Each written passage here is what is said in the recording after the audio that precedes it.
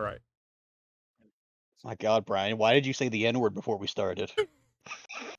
God, Jesus. And it made it in. And it made it in. Perfect. So, many peoples throughout the history of this world have found themselves stricken with wanderlust and ambition.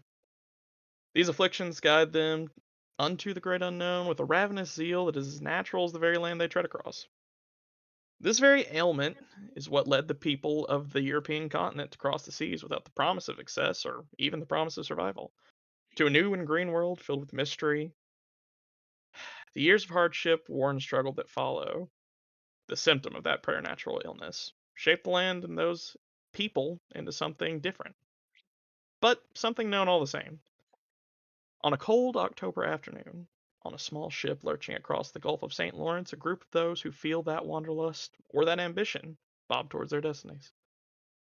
Though they do not know what those destinies could be, nor do they fathom the depths of the things they might see in the coming weeks, they move forward ignorantly, suffering from that treacherous cancer people call adventure.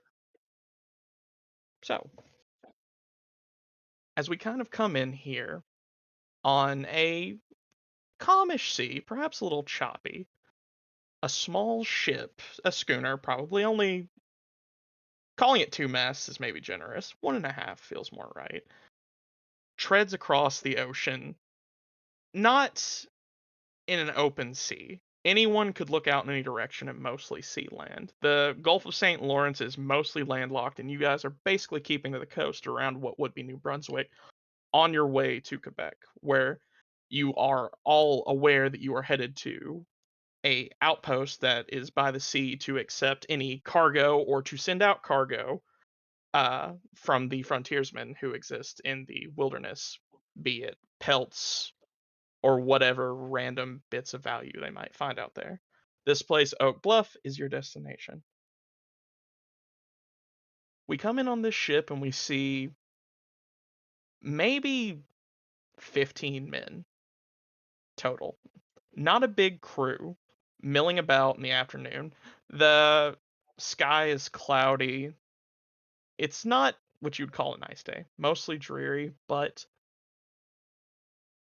sort of milling about doing the work. You all have been, I won't say forced, but heavily encouraged to actually help on the ship that you are on, as manpower is not something they have a lot of, and while they can take advantage of actual shifts, they will do so with your help.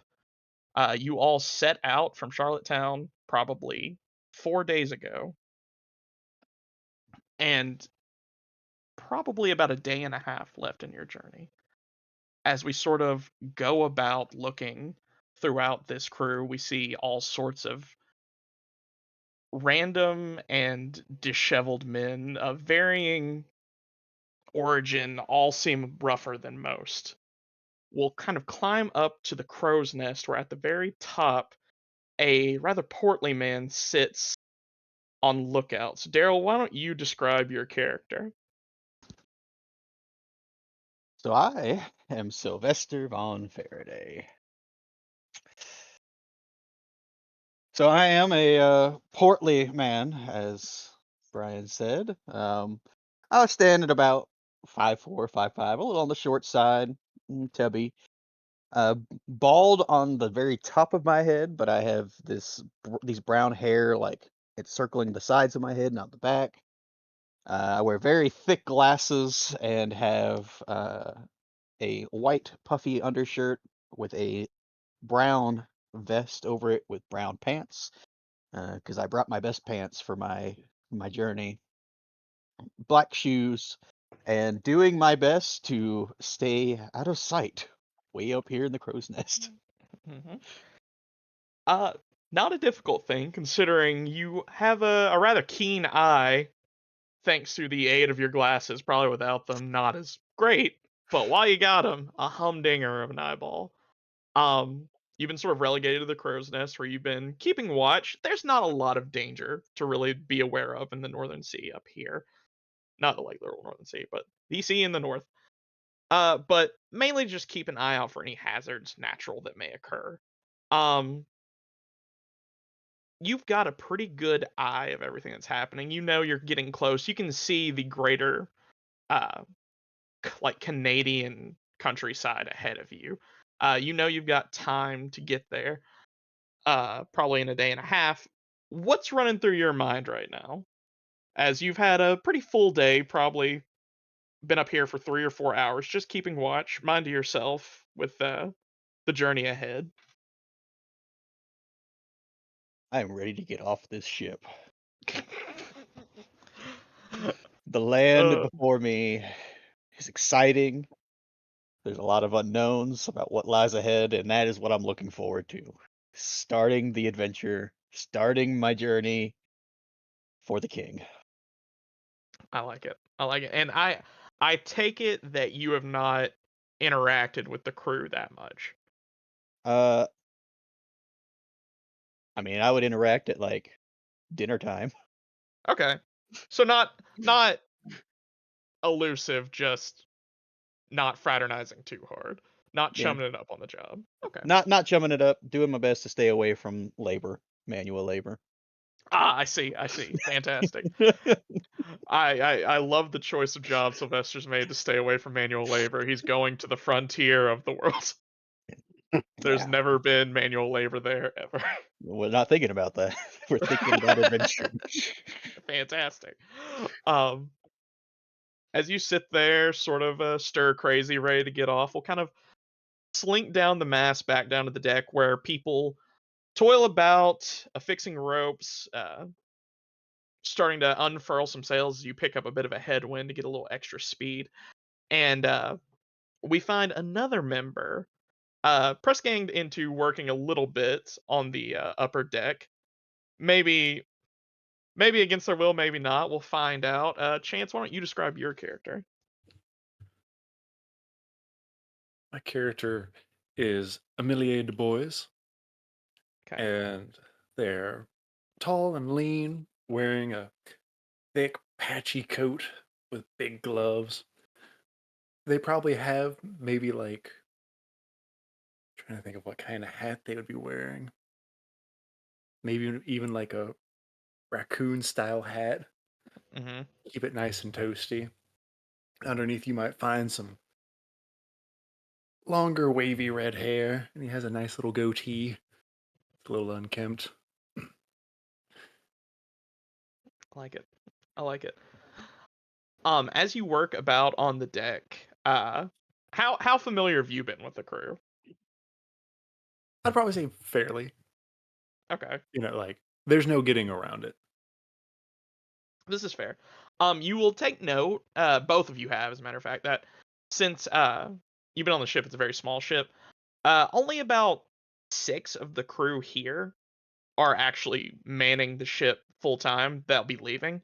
There are 10 people who will be going with all of you into Oak Bluff whenever the time comes. They're helping to crew the ship right now, but you become well acquainted with most of them.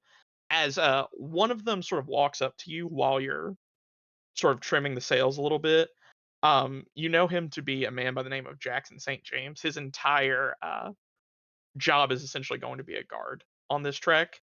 Uh, his in him and one other member of the uh, expedition that you all are going to Oak Bluff. Their entire job is going to be to get you there, and then upon discovering whatever the situation is there, they will be to guard whatever goes back.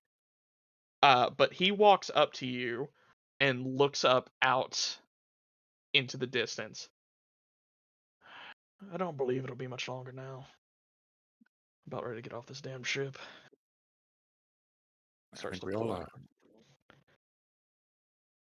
I don't actually think I got what it was you were going to be doing.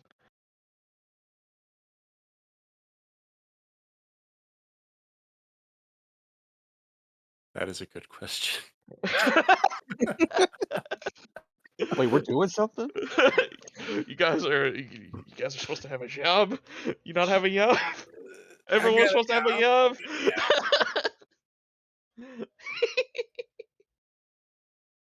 job. Here to help with the wounded, if Well, any. I suppose I'll be sticking close to you then. Finding anyone who can actually do anything about that, a doctor at the very least. I don't know if you are a doctor, but anyone handy with a bandage is kind of hard in these parts. You been doing it long? Few years now. Not by trade, but by necessity. Out here. No, that's fair enough. Me myself, I was never much good at it. Better at getting hurt than fixing hurt, I think, but at this point it's become a force of habit, so maybe I should learn. Until then, I think I'll stick next to you as he just kind of sits and pulls the rope a little tighter and kind of continues to work a little bit. Um, it's about maybe 4 p.m. right now. In October, this far north, it's starting to get darker. Probably in the tail end of the afternoon, more towards evening at this point. As you guys on deck for now are kind of winding down your shifts.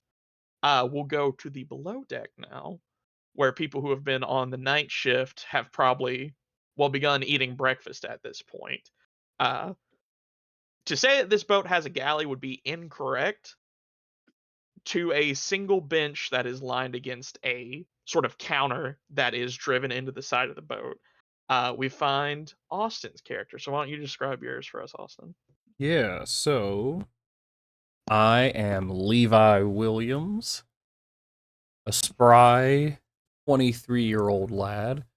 I am relatively tall in stature, strong build as I am a blacksmith by trade, and I kind of just spend the majority of my days bending metal. You know, that Mhm. there ain't an easy way to do it. It takes a long time to get done, but no one does it quite like I do. Mhm. Mhm. Um, you being the,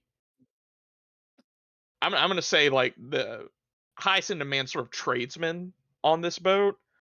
You haven't actually had a job to do like that fits in your field. Not a lot of room for blacksmithing on a wooden ship. Mm. But you have been one of the. I'm assuming. Well, I don't want to assume. Have you been interacting with the crew much at all, or are you kind of keeping to yourself? For the most part, I've just been treating it kind of like a mini vacation. Okay. Enjoying the time off while I have the time off. Because once we hit land and I get to where I'm working, then it's just gonna be all work, no play. Okay. So then you've kind of been mostly friendly then. Mm-hmm. Okay. As we sort of like come in on this area where we're having breakfast a little bit earlier into this, a pair of young men who are going to be trappers on this expedition. They're going to the outpost so they can actually do the work when they get there. John Hughes and Jacob Fisher, they seem to have traveled together here. Uh, John's a rather large man. He has a buckskin jacket, sort of long red hair, whereas Jacob is much skinnier, but he wears a cloak that is pretty much just a bearskin. Got Um, as they sort of sit next to you, they would have tried to tempt you into a dice game if you had wanted to before you all started doing your night shift. Oh, I would have been so tempted.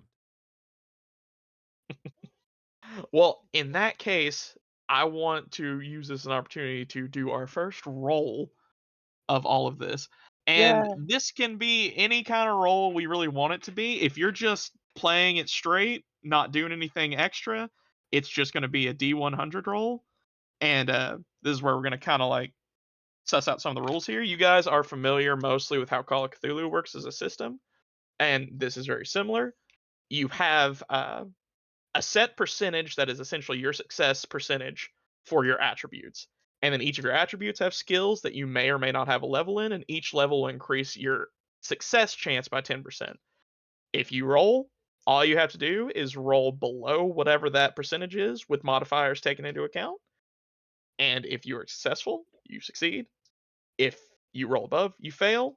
If at any point both the numbers on your die are the same, that is either a crit fail or a critical success, depending on if you rolled above or below. So for this, we're just kind of gambling. Uh, no stakes on this, but this is a good opportunity to like suss over it. Since this is just a standard roll, I'm going to say 50-50. If you can roll under a 50, you win. You manage to win a couple games. You roll above 50, you don't. Okay. I will see what we get. I rolled a 39. You guys sit there eating your breakfast. Your breakfast is largely jerky, hardtack, nothing truly perishable. Given that this is a ship and they don't spend a lot of time on open or on shore, so it's best to just keep non-perishable goods. You eat your jerky, roll your dice, and you're doing pretty hot right now. You don't know if your luck's gonna hold out once you get there, but if it can hold, you think you got a pretty good few weeks ahead of you. As you're sort of doing this, uh John just kind of scuffs a little bit. Oh, I reckon I'm glad I didn't put money on it.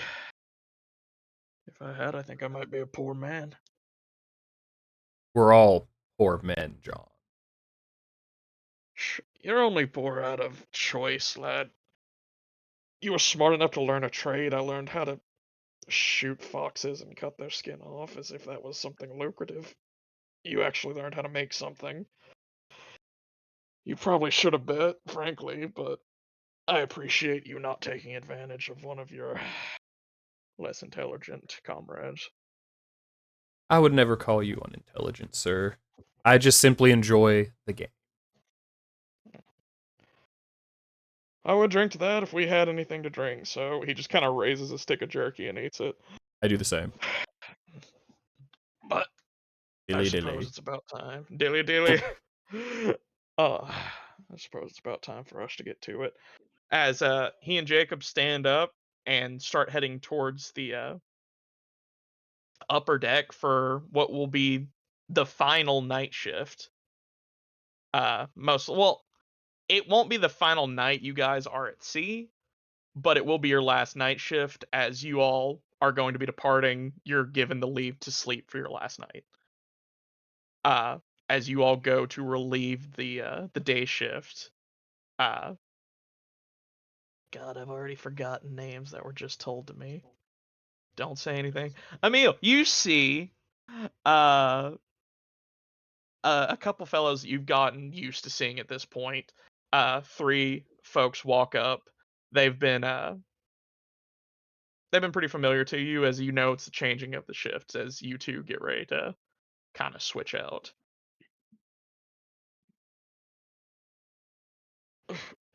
Oh, sorry. Um, Gesundheit. yeah, thank you. Good night.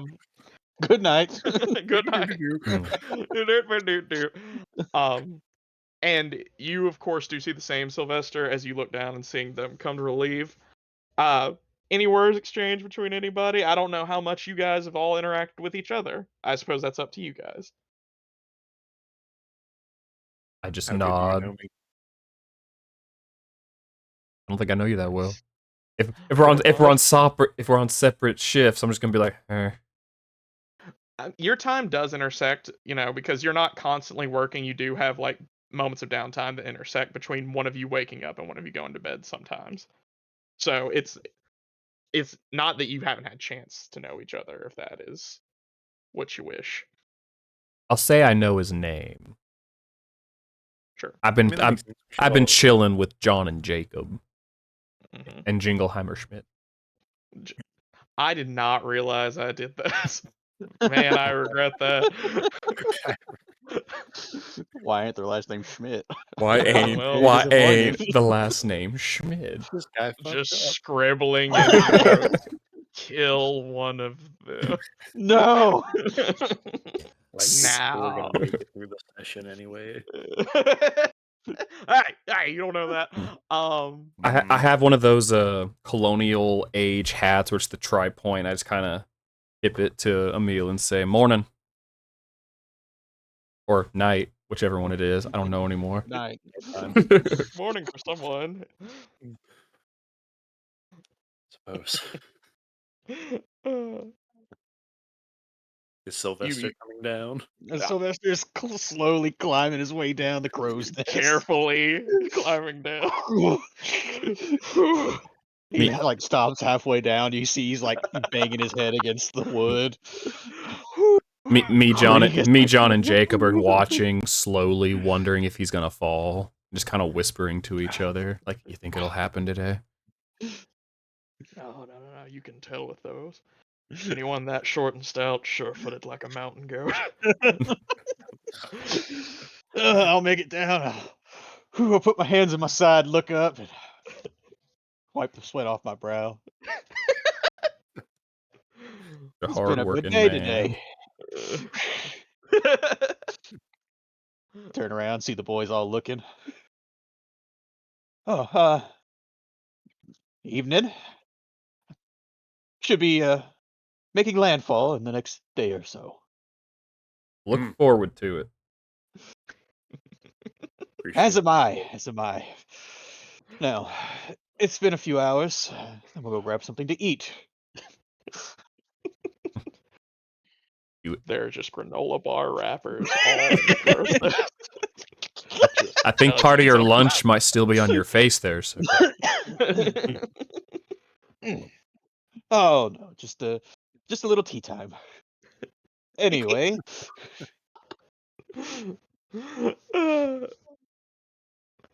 I excuse get me, to bring fellows. back one of my favorite words that I shall now use for everything he does as he trundles down the stairs. I haven't trundled in so long. I'm a trundling man. But yeah, the shifts change relatively easily. You two are able to go down uh to the lower decks. Again, this is a small ship. You have hammocks. That's the extent of it. Like very cramped conditions, but you've only been on here for a few days and you're not going to be here much longer. This is not a deep sea faring ship. This is not crossing the Atlantic. This is made for traveling in this gulf. As you all go and enjoy your rest. Uh Austin, you're up top. You get to sort of night shift is lighter duty, frankly, as you sort of just go about the work before you sort of finish up and then change off again. As the second day dawns after everyone gets some sleep, uh notice that shore's getting closer. By tomorrow morning, you all should likely arrive in Laurent's Point. Uh you two go about your early morning sort of activities. Nothing out of the ordinary, though it does seem to be getting more cloudy. Uh, Perhaps rain on the way, you're not sure, though it does also seem to be getting colder, so it could be snow. It's not unheard of at this point for October snows to fall this far north. Typically not that bad. Sometimes it can be, but who knows? As you all sort of go about your work, the day passes relatively easily. Towards the end of the day, uh, as you awake, Austin, you know you don't actually have to work. So you probably wake up about halfway through the day since you're actually allowed to sleep if you would like to. But towards the end of the day, as you all start to end your shift or whatever Austin was seeking to do, since it's not a full day for him, the captain, a man by the name of shit, Captain Shit. Schaefer. Captain Schaefer walks up to you, and everyone's sort of gathered up on the deck. He goes to meet all of you. This is more or less him seeing you off as he will man through the night with his boys and likely will not see you all again. He walks out to the 10 of you. Evening, boys. He sits down on the thing, sort of the bowsprit, and looks out at all of you. I suppose this will be where we're parting ways, though I expect we'll see each other again at some point. You all have to ship out eventually. But, as is tradition, us seafaring folk, superstition is king. It is the only way we survive against the sea. He pops out a bottle and uncorks it and starts to pass around questionably cleaned glasses. to everyone and just starts Looking to pour good. a little for everyone. And he doesn't even bother pouring for himself. He just has the bottle. To your fortunes, boys.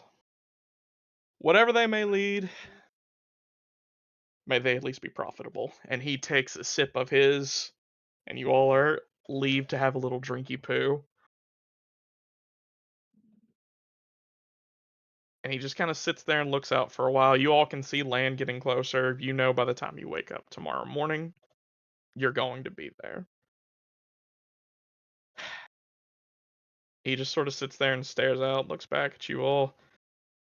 Well, I suppose you all have the rest of the day to do whatever it is you wish. Take a break, get some sleep. I doubt you're going to be having much rest for a while. It's going to be a pretty long walk for all of you after this. And he just kind of stands up and goes back up to the helm where he just sort of watches. And you guys are left to your own devices for a little bit to do anything you'd like to do while you're still on the ship. Your last real opportunity before you hit the mainland.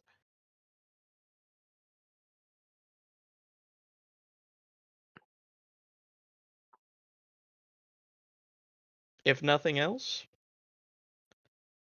you guys enjoy a little bit of downtime. You meet the rest of your group that will be sort of going along with you. You know Jackson, you know John and Jacob. Mm. Um, Do they have a friend named Jingle? no, I do not. Mr. They do not. Timer? No, no, they do not. I would like to Um, change my character name to Jingleheimer. no, no, no. Oh, Uh, Schmidt. Oosh. there is a couple of brothers that are joining as well. They'll be sort of functioning as cooks, laborers, just general handymen at the outpost. Both shorter with dark hair. One having a kind of burn scar on the right side of his head that seems to have healed, like poorly healed. You know them to be named Solomon and Frederick, and then a uh, a couple others. One, a fellow named Terrence Lacroix. Uh, Clearly has some sort of native heritage, though probably not full given his complexion and, well, frankly, his last name. Uh, he will be functioning as a guard and also a translator, as he has expressed to everyone that he is of the Abenaki, which is a tribe that is fairly prevalent in Quebec. They are fresh off of the French and Indian War at this point, uh, and it is poorly simmered to say the least. So guards are necessary, but diplomacy may be more beneficial should something come up. And then the last is a man by the name of Robert Crane. He's got brown, balding hair, and he just seems kind of nervous. He's a bit shaky, a sort of mousy guy, but he's been helping out a lot on the ship, as you can tell that his trade is a carpenter. But you all sort of familiarize yourself with them if you haven't already, as this will be the group that is moving with you all out to Oak Bluff. I'll talk to old Robert Crane, the other skilled craftsman. Yes. Um, you just see him sort of sitting there. He's sort of checking supplies. A lot of the ship is filled with the supplies that'll be going with you. There are not wagons in here. They'll be supplied once you get where you're going. But a lot of the cargo that you will be taking with you to Oak Bluff is there, as well as 3 mules that are also on board that you will be using as beasts of burden for your trip. But Mr. Crane is kind of just checking the cargo down below, as a lot of the tools and necessities that you'll be needing are there, as well as he's sort of getting ready for the last, but he turns to see you there. Oh, hello there. Didn't see you there. You snuck up on me a little bit. Sorry to scare you. How you been? Well, I don't care for boats. Um, it's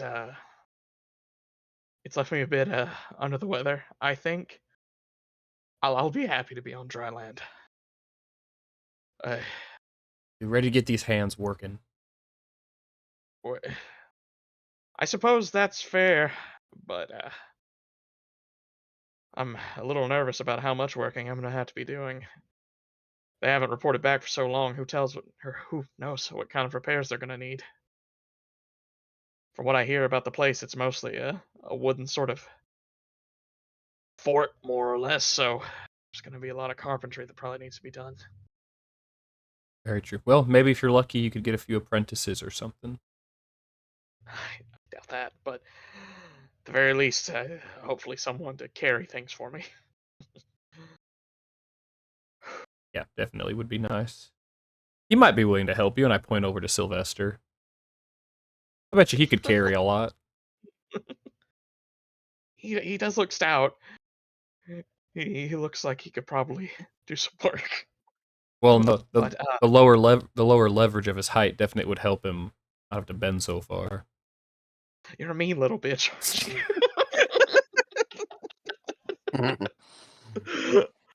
Oh, but he just kind of nods. Any help is good help, I guess. Biggest help I'll get will be steady motion or no motion at all. He says he sort of like stumbles away and Hmm. sits down I was about to say, yeah, you take a break, bud. as he sort of places himself down, and he just kind of rests for the rest of the way. The rest of you are free to do anything else if you want, but barring any conversations that you would like to have with your fellow frontiersmen, you all are free to take the rest of the night off, rest, do whatever you wish as the day starts to fall away and night comes.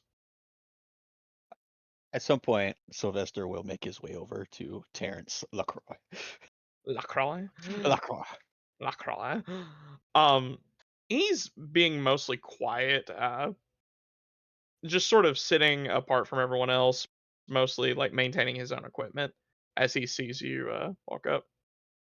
Mm, Ah, good evening, Mr. Lacroix. evening. I, I am Sylvester von Faraday. I come on behalf of Sir King George III, looking for new land for us to have. I Oh, see. trust that you will assist in helping me navigate these lands and speaking with the natives on this plane. That is my job, so to speak. Ah, Are you splendid. are you the one who's in charge? I could be. I guess technically I kind of look around. I, No one else is. I technically am here on behalf of the king. Uh, I see. doesn't get to much higher than that. If you have any Mm, questions, please come ask. I'll well, I'll try to do my best to answer any of your questions. And I make sure to stay close. You never know what you'll find out here. I didn't really know if we were gonna get someone else in charge. I guess since they're expecting the one who was in charge to be dead, I kind of assumed they would have someone new. Mm, But if somebody is needing to step up, I do wear the right shoes for the job. looks down at your shoes. I see that. Yes. Have you ever been to this place before?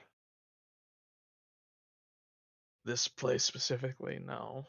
The area, yes.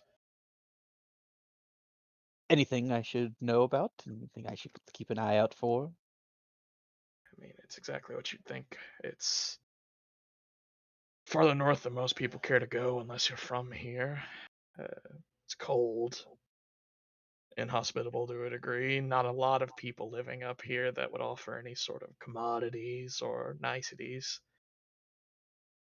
Oh, frankly, pretty much everyone up here is a hard bastard and willing to eke out a living in some of this, well, frankly, inhospitable place. So they're tough.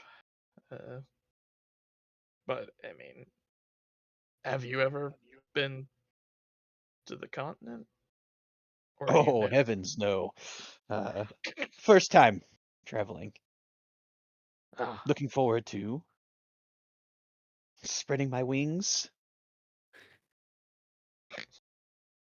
well, you picked a fine place to start, I suppose. Just don't fly too high, I guess.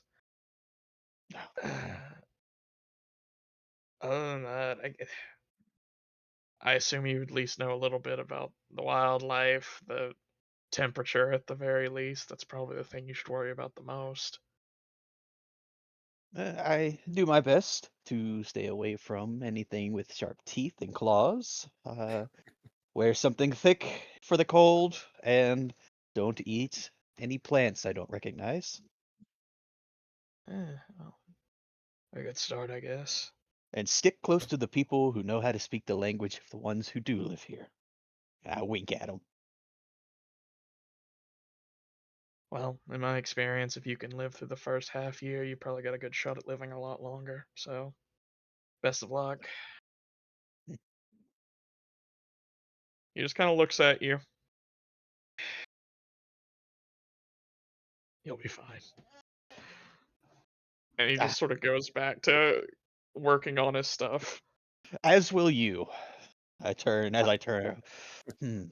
Should I I know. go by Captain Verde? He's been promoted. He's been he owns the boat. um, as that kind of passes by, Emil, you talking to anyone else, or are we just calling it a day for now? We'll call it a day. Just, double checking supplies and making sure we have a full pack. Yeah, everyone's got pretty well supplied to this point.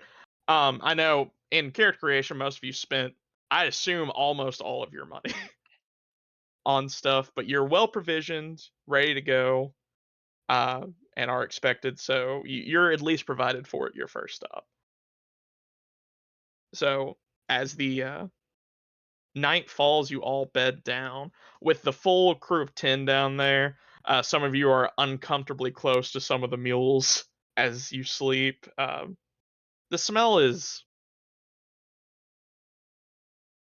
unique, I guess, would be the best way to put it. But the night passes uneventfully. You get as best sleep you can in such a crowded place. And as you sort of wake the next morning and go out on deck, you see the land in full sprawl in front of you. Large forests of evergreen trees, uh, rocky shores with very little sand, just a great expanse of wilderness. But most importantly, what you see at the moment is dark, dark clouds, all lined across and moving east towards where you are all located at the moment. But as you all sort of take in the greater sight, you narrow your vision to what you see in front of you as you approach a dock to a very, very, very small town is generous. Village is probably too big for its britches. There are maybe 12 houses in front of you. A dock, it seems like a few basic amenities as you all come astride and a gangplank is laid out as you all start to unload off of this ship. You are greeted by a man who's sort of wearing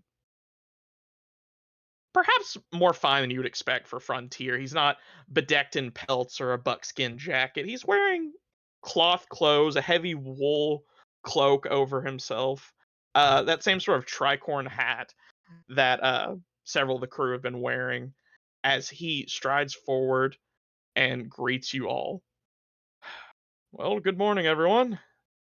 My name is Swanson, Daniel Swanson. I am the company's point of contact here. I am expecting that you all are the new arrivals who will be heading out to the point, if I'm correct, or the bluff,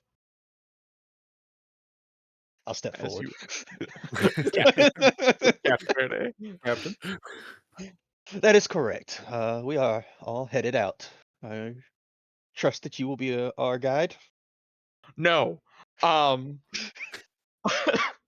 I'm merely tasked with overseeing any shipments that leave and any that come in. I'll be making sure you're all provisioned and that you will be well loaded. I have wagons ready for you all to depart whenever you're ready. That being said, he looks back towards this wall of black cloud that is sort of coming over.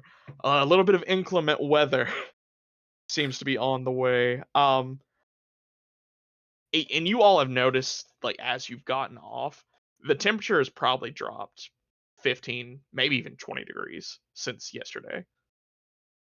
As any doubt as to whether this was a rainstorm or a snowstorm has been crossed out of your mind.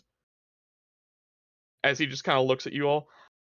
Hopefully not a long one, but the house over there, my house, also doubles as a boarding house for any new arrivals as they lay over from any sea travel. So you all are welcome to stay there. I encourage you to stay there for the evening at least, just to see if this weather will blow over anytime soon. And then whenever it's gone, we can go about getting you all well on your way.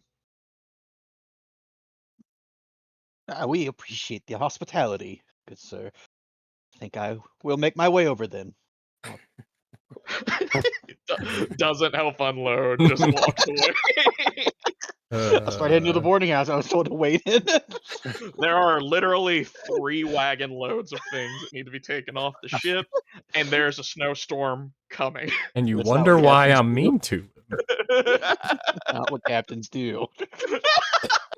Hmm. As he just kind of Hmm. walks past, Swanson just kind of watches him go and looks at him. Oh, all right. We need to get this off of the ship as quick as possible so that Oh. the captain can get back underway and hopefully he can outrun this thing. Um, and he just sort of looks at everyone on board. I will be helping out. I'm going to go get the wagons pulled around. I'm told that you were bringing mules in your manifest. Is that correct, Captain? And he just sort of nods. All right. I will offload the mules and get the wagons brought around. If you all want to start bringing stuff up onto the deck as the manual labor portion of this starts to kick in. You guys start bringing up cargo. Yeah, I mean, you've got everything you would need to essentially start anew if necessary. There are provisions for rebuilding. You've got woods, carpentry to supply, uh, nails, hinges, anything you might need to rebuild critical parts of Oak Bluff if need be, medical supplies, hardtack for food, provisions like that, ammunition, weapons. It, it is a fully loaded expedition. As you all just start bringing stuff out and loading it onto wagons, I need everyone, I guess, except Sylvester, Are you uh, sure? So mad. to go ahead and give me, let's see here. You may either give me athletics or toughness checks to do this quickly. Since this is sort of an under stress situation, I am going to say this is uh, a challenging task. So minus 10% on your whatever your rolls are. Uh, just for my own sake of reference, I forgot to do something in the beginning. We'll get to that in a second. Um, Everybody gets what's inspiration. everyone's threshold Red for this one? Ron.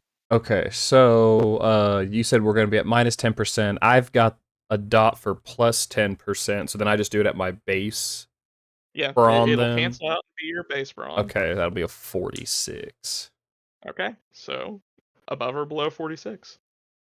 And I am also going to roll for the crew just so this has a 2 out of 3 shot. It would have been more, but you know, I somebody's really cool. That is Captain. Captain. I am so just mad that Sylvester Hey, I mean, walked into the house that I can't focus right, and I roll a 93. So good. Fantastic. I love this. I am fuming. My Uh-huh. my vexation might just come out. I was about to say, that is, how mad are you? So mad. Okay. Yeah. Well, this is another good idea this is another good representation point for everyone to bring up another system that is involved, and that is flaws, beliefs, and conflicts. As you play into your flaws, beliefs, or whatever, you will receive conflict for doing so. Conflict determines at the end of the session, when we roll for it, whether you will get a point in your belief ranks or your flaw ranks. Once you max out your belief, you may earn another determination. When you max out your flaw, you may get a permanent debilitating like character flaw. Great. So Austin, you've been vexed. Why don't you go ahead and take 2 conflicts? So is it just I just put a 2 in the conflict zone? Yes. So Okay. at the end of the session, we are going to roll a d10. Everyone will. If you roll above your conflict, you get belief. If you roll under your conflict, you get flaw. And it'll reset to 0 at the beginning of every session. Yay! I have a feeling Daryl's gonna piss me off today. I have a feeling I'm gonna be at a solid 10 before this is over. Uh-huh. Okay. So I'm gonna be real with you guys. What? No matter how well Chance does, this is already biffed because the crew didn't pull it out either. But let's, for the sake of it, hear what we got. Guys, come on. Work I harder. started. Apparently, the workers are also mad. This I is started clutch. with a 40. I got a 26. Nice. Okay, so I get you my are shit off. you're pulling, yeah, exactly. The medical equipment, all the tinctures, every sort of like uh apothecary piece, all of that stuff offloaded. Extra food offloaded. He's pulling his weight and half more. Problem being, 2 halves walked away. Um, but you guys are trying to get this underway as fast as you can. You're just not gonna beat it as you heave and heave, unable to really get enough of your stuff off as the snowstorm that you are expecting hits. You guys are stuck in the storm, blistering wind coming through, snow coming down in thick sheets, making it difficult to see. And for a lot of you, since one of you is colonial and the other is from France, correct? Yeah. Yeah, I'm colonial. Colder than you think you may have ever felt, as a deep bone chill just runs through you all. Why don't you guys give me a peril check? Um, That you sounds have your peril terrible. threshold. Uh, Actually, you know what? It's a threshold. I roll this one. I'm gonna roll a d10, and if I roll above, you gain peril. If I roll under, you don't. I rolled a 7. That I have is an 8. my peril. Well, we knew this was gonna happen. Let's look at the rules, shall we? Because I don't fucking know what that means. If you just kill him now, then Sylvester Bam, doesn't have to bam, worry. bam. Just kill him. I'm gonna shoot him. I'm Sylvester's the real OG. I'm gonna Where? shoot What where him. everyone else is at? He's all warm in that house right now. I swear, if I get inside, his boots are off. I got a pot of tea going. I'm gonna shove a People don't. boot. Let's all look for this because Brian's not seeing what happens if it's Exaxes. We I mean, can house rule this as meets it beats it. That's the D let's and say D beats standard. I mean, it. I would say that's the D&D thing. Okay, so meets it beats it. Austin, you take a point of peril, Alrighty. And which that means you are. goes... It means you're now imperiled. That mechanically means nothing yet, but if you receive another peril, you will ignore 1 skill rank in every check you make. Which means since most of you only have 1 skill, I think, in everything, it means mechanically your skills will be useless if you receive another peril. Man. What about you, Chance? Did you make it? I had an 8. So, Okay. yeah. So you're good then. Okay. Yeah, no, remember, rolling under, Oh, like, your right. threshold is like, so I didn't make your threshold, so yeah. The crew also seems a little shooken. Yeah. by the occurrence here, Shake it. as they are kind of dragging ass just a little bit. As y'all manage to get the mules loaded up and they pull it around, you see the greater. Well, Sylvester saw this a lot faster than everyone else did. But the Whew. layout of this place essentially is the docks are connected to what seems like a minor fishery. To call it a fishery is actually being ambitious. It more or less looks like fishmongers live here. It's not industrial by any means. Um, and then to the immediate, like, you go down the road maybe 15, 20 more feet, and you hit what appears to be a fork in the road. And sort of in a triangle on that fork, you see what looks to be a smithy, a fairly large house, which you think is probably Mr. Swanson's house slash the boarding house, and then a mercantile store sort of next to that, and behind the mercantile store, two more smaller buildings. You're not sure what they are, likely storage. And then beyond that, down the road a little more, just sort of lined up on either side, you see several, maybe four or five on either side houses, each one sort of with a ragtag sort of fence with small gardens behind them, a couple goats, stuff like that. And then next to the boarding house, there's also a stable where presumably the mules will go as you all lead her around and get the mules in the stable, shake off the frost as you shiver and just try to move as much as possible so that your ass doesn't freeze together. Hmm. And you get the mules unbridled safely in their stable where they are sheltered a little bit from the cold because they too were looking a little chilly.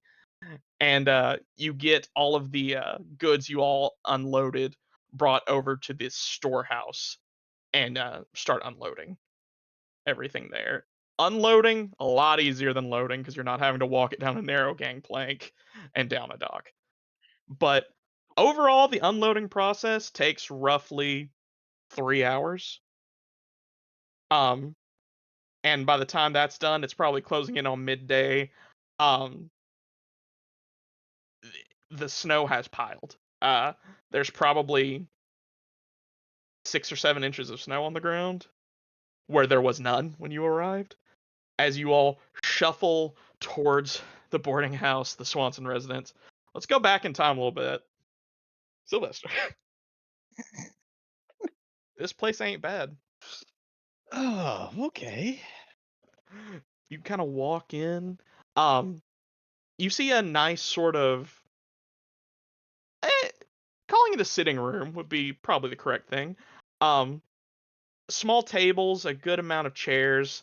Uh, Not many people in there. You do see a younger woman, dark hair, one of the colonial style dresses on that sort of goes all the way down with the mini frills and whatnot, and the I don't even know what they're called, but the little like crochet almost looking like shoulder pieces that goes over. Um, she sees you walk in, walks over to you. Hmm. Um, Hello there. I am Annabelle Swanson. I'm guessing my husband led you here. Ah, Miss Swanson, yes, he certainly did. I give her a little bow. Sylvester von Faraday. It's a pleasure to meet you. Well, how cordial. Our home is your home, as it is for anyone who comes through here. This area is a common room. Feel free to use it as however you wish. There are rooms up the stairs and to your right that are for you. I ask that no one take the rooms to the left. Those are mine and our children's. Uh, but you all are the only ones here. How many of you are there going? Are coming? Uh, nine, nine others, 10 including myself. Very good. I will be sure to have some supper ready for everyone when the time comes. I think I can manage 10. Um, is there anything I can do for you while you're here? Oh, that's Some awful tea, kind. perhaps? Oh, that would be lovely. As a nice hot cup of tea is poured, you sit next to a fire in a pretty cushy chair. For you know, this is what you expected, This frankly. is this isn't This so is bad. this is high adventure. This is it's rough in it, you know. This is not the lap of luxury, but you can do this. As you just sort of sit down and enjoy yourself. nestle in. You don't take anything. You're good. You ain't gotta worry about nothing. No Oh, it's nice in conflicts. here. Oh, he's got to Not a drop of worry. conflict. Not a drop of peril. It's a Hmm. good day. I sit in front of the fireplace, sip my tea, and I start thinking about the the the trip. Since apparently we're not gonna have a guide, I guess Captain Faraday is gonna do it. You know what? Why don't you go ahead and give me a toughness check to see if you fall asleep? Oh my goodness. What? Brian You had a wants hard day. Brian wants to hurt me. All right, so toughness. Where is my toughness? Oh, you're fighting It's it. Your under eyes are your getting a little brawn. buttery. Yeah, it's Very under less skill brawn. in brawn. Oh, and Oh, Brian, I have. do you need to check on your smoke meat? I do here in a little bit. We're Okay. gonna resolve this, and then I'm gonna go do it. So I have a 38%, but I Yeah. do have plus 10%. And you're not for imperiled, so toughness. 48's what you're rolling toward. You gotta roll under a 48, or you might drift off to dreamland, little buddy. 25, baby. He's too tough to fall asleep. I'm He's too damn tough. He's Tonka tough. just enjoying this moment. This is Mhm. like that boat. The trip has been terrible. The Uh-huh. waves, it was rocking. It's nice just to be able to sit on flat ground, have a cup of tea without it spilling, Mhm. get nice and warm. I'm Annabelle just ready. kind of sits next to you. She's knitting a little bit. You seem like you get a bit of a smell that a stew might be on. It's having to take some tending to, but nothing high. She's just sitting next to you. She'll make occasional pleasant conversation. I, of Nice. course, will return conversation. Fantastic. Uh anyway, Brian is gonna go tend to a pork belly, but I'll be back. I'm gonna go get my coffee while So I go take a contemplate shit how I'm going if to you got blow the to. brains out of Sylvester and not go to Yeah, and prison. he's a fan favorite. You can't do it. It's a pretty big target. I think it'd be hard to miss. He's a fan favorite. He's a Oh my fan goodness. favorite. The people love him. They love him. Oh my goodness. Well, Daryl always delivers. do I want to take all this shit outside or do I want to bring this back inside? That's a good question. I think I'm just gonna bring it in. I can feel it. I'm gonna have a conflict so high tonight. I'm being vexed. I'm gonna have I'm I'm being vexing. vexed. picked the worst flaw to have with Sylvester as my friend. Where are my thermal gloves at? Here they are. Oh You should just. You should chill I'll, out, man. I might have a proposition for you. As the captain of this operation. As the captain, I do need a first mate. yeah, I bet you do, boy. I love that Daryl said, I'm about to be in an overland situation and I'm the captain. He could have went with any kind of captain. He's like, I'm gonna be a boat captain. Right. On land boat captain. On Lambo captain. I'm gonna go get my Fantastic. coffee while you do that. Excellent work, Dale. I'm so glad you're here, Daryl. Look. The king would have knighted me by now. Couldn't be good. We'll dig into that whole the king thing, but I'm not even sure you're a doctor. I don't know what you're talking about. I never once said I was a doctor. And I Googled it.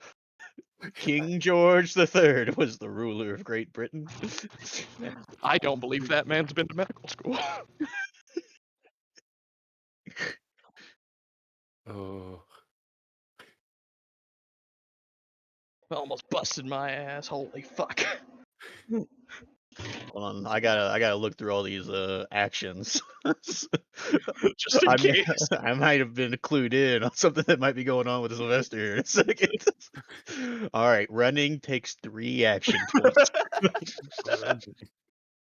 Running. Take cover, 1 action point to take cover. Ooh.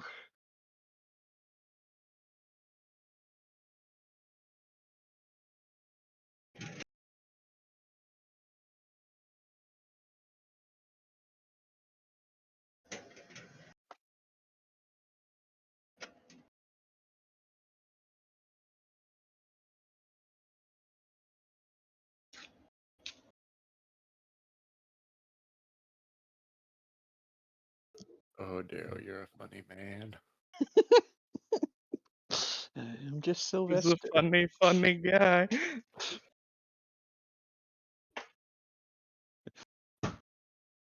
Look. Even if Sylvester was out there, do you really think he was gonna help?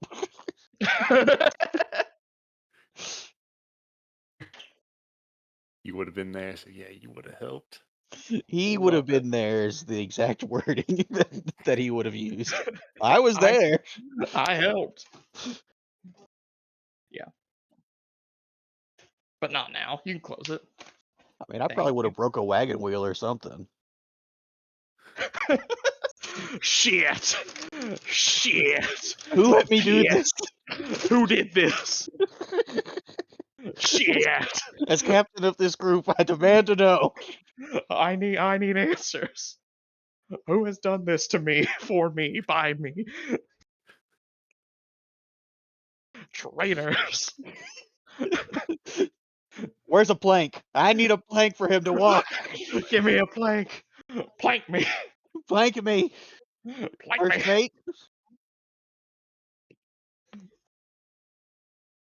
I need the brown sugar and the butter.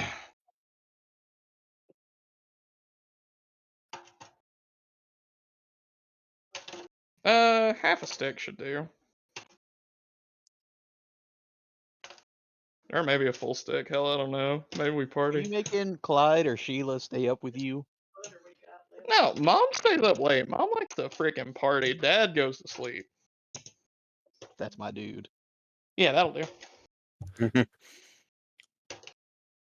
No, mom's a night owl like I am. Dad's a Daryl. Well, Clyde just earned points.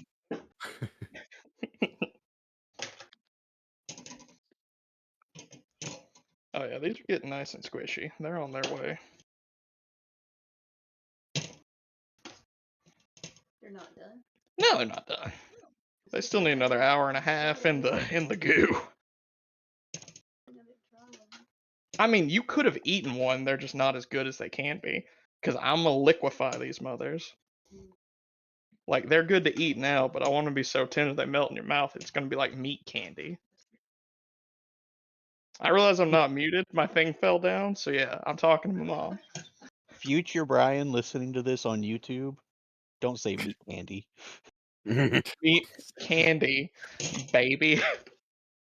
I forgot this was being recorded. This is going on YouTube, baby. This is probably going to be like your 10th view trying to watch this.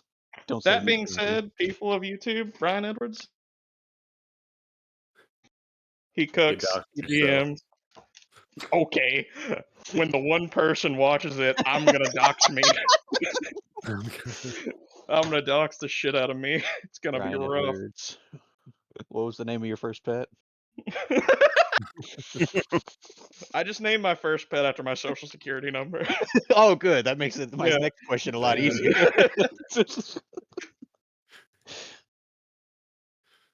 All right, let's do this. We Brian's ain't doing still, nothing just yet. I'm cutting butter right now. What? yeah. Again, I'm all right, future Brian. Another thing you should never say. I forgot Brian That's has what Daryl wireless does. headphones. Yeah, baby. I'm in the future. I mean, I've got them too, but I use a independent mic.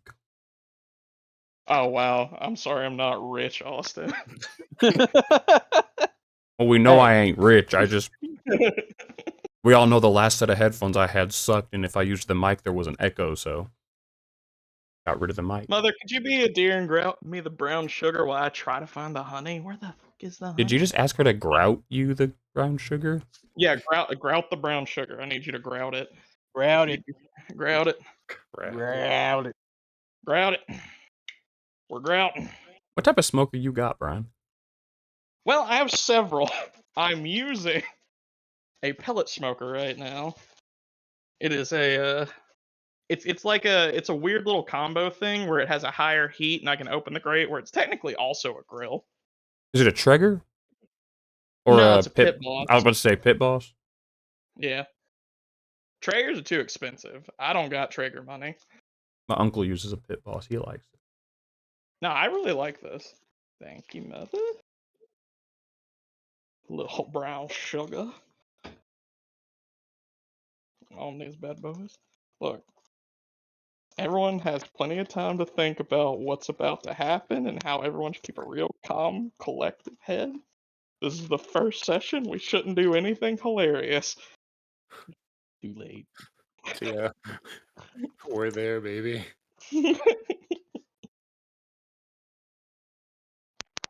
All right. Thank you, Assistant Sheila.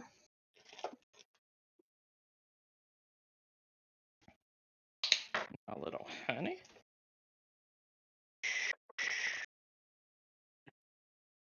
A lot of honey, actually. Yeah, boy. Caramelize. Yeah, it's gonna caramelize. That's the whole point. Donka. Alright, now I just gotta cover this bitch and take it back out. Again, I don't know why I chose tonight to do this, guys. I don't It know was an either. it was a bold move on my part, We frankly. appreciate it. Mm-hmm. You see, the Some next of time us we hang out in don't. person, you should make us some barbecue. You should I'll do smoke it. us something. I love cooking for people. I'll do it. You have never cooked for me. You've never asked. We are lovers, and you've never cooked for me. Well, Now it's out there on maybe, YouTube. It's real. Daryl, I ain't afraid of it.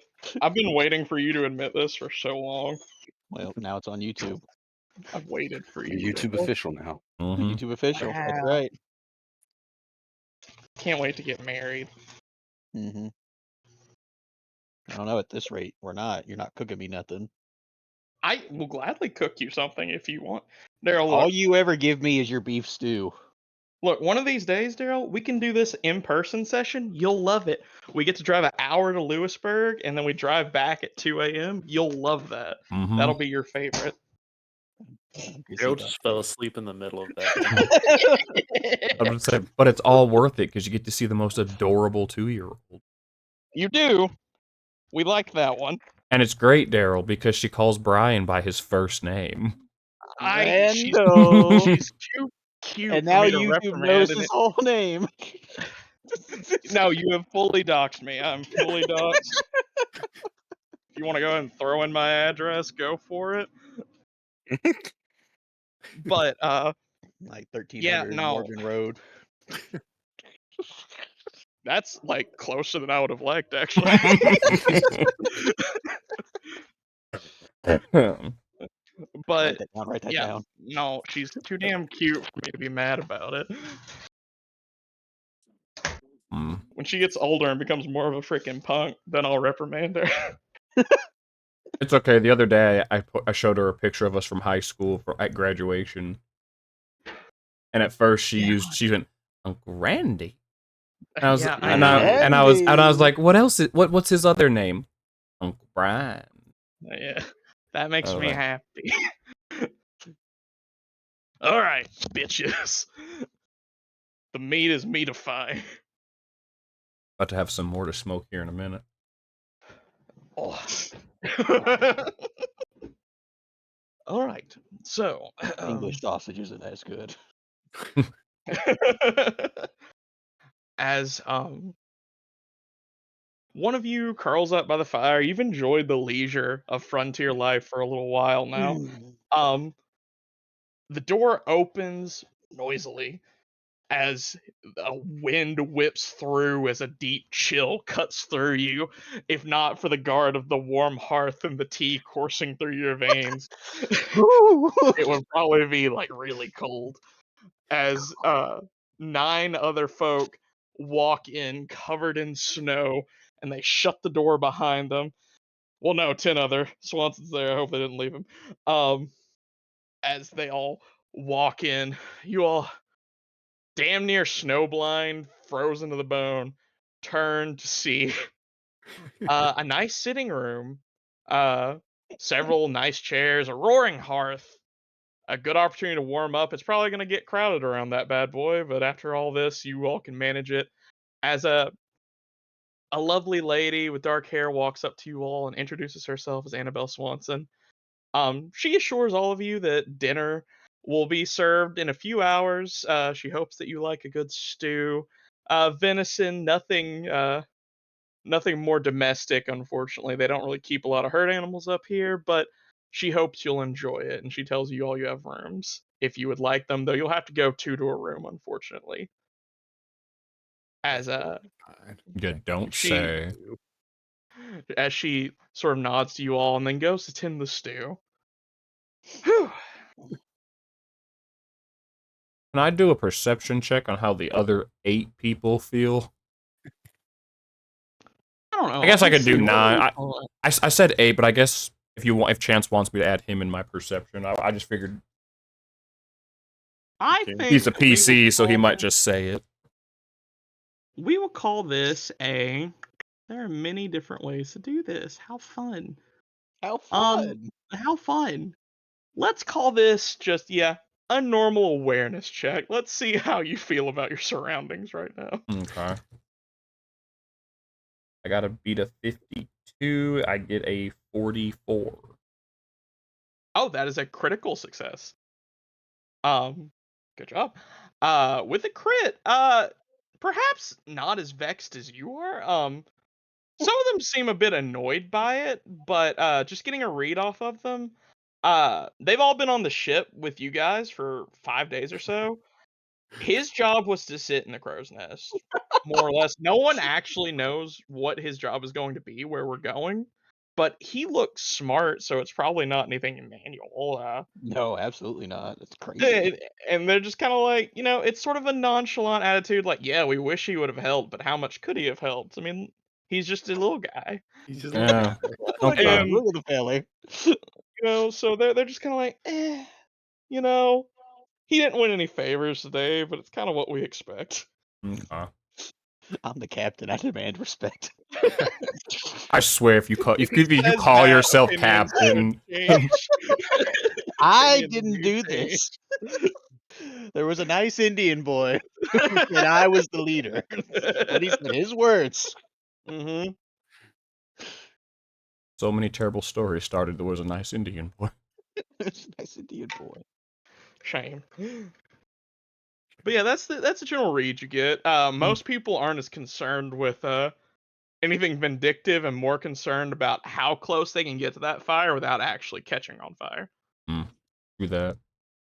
As they all seem to crowd around, uh, you haven't been too far north or too far south or anywhere super cold, so you don't know what a penguin is. But if you did know, you'd see some familiarity there. Mm. Yeah, I'm gonna go sit by the fire. you go Come pop a on, everybody squat. get close enough. Close. Mm. Madam Swanson made us some tea. If anybody would like to go have a cup. I will gladly take a cup of tea. You get a cup of tea. A It's good meal. tea. It's quite good. A little hot on the first sip. Don't burn your tongue. It's too hot, he says. Mm. I'm just looking out for for my people. For my people. As any good leader does. You all just sort of gather around for a little while, shivering together. Um, at one point, you see Jackson turn to Terrence and he asks him, well, how long do you think this is gonna last? I don't know. Things like this, they can go for a day or a week up here. We might get snowed in for a while, so best to get comfortable. And he just kind of looks around a little bit. I hope not. Our job is to get some support out to those boys up at the fort if is any to give. I don't know if I like the idea of if they're already on their last legs, leaving them in a blizzard. Well, we don't have much of a choice. As they all just kind of sit and warm up a little bit. Eventually, uh, after an hour or so, everyone thaws. Ooh. People finally start to shed outer garments. to assume a more comfortable status. Uh, Mr. Swanson goes about sort of helping his wife just a little bit as he sort of takes over finishing the cooking while she goes up to like make rooms for you all. Uh, you all are left to your own devices for at least an hour or two until supper arrives. If there's anything you all want to check out or do, you can't really. I guess you could leave and look at the town proper right now if you wanted to. Um, but it's really cold out there. It seems like a bad idea. Yeah, that Mhm. don't seem good to me, Chief. Fair enough. But barring any conversation, dinner comes. Uh, you all enjoy it. It's it's a pretty solid stew. Vegetables probably canned just a little bit. They've probably been in a root cellar. Not fresh. You've had better, Sylvester, but it's not bad. This is Mmm. provincial living. Mm. Mmm. Wow. Delicious. As everyone eats up, enjoys themselves, and then you all are given leave to rest for the night. Who's bunking up with who? Yeah. Who's bunking up with me? Hmm. I'm gonna bunk with Robert. Okay. I'll go with Sylvester. Oh, a meal. My friend. It is a meal, right? They call me Emil, yes. You you top or bottom on the Clearly, I bunks. prefer the top Bunks. bunks. Yeah. Good, good. As you walk into a room with twin ground level beds. We're about to make bunk beds. There's gonna be Just so much I'm room best for friend. activities. they're gonna go do karate in the garage. My name is Sylvester von Faraday, but you have to call me Nighthawk. We gotta call him Dragon.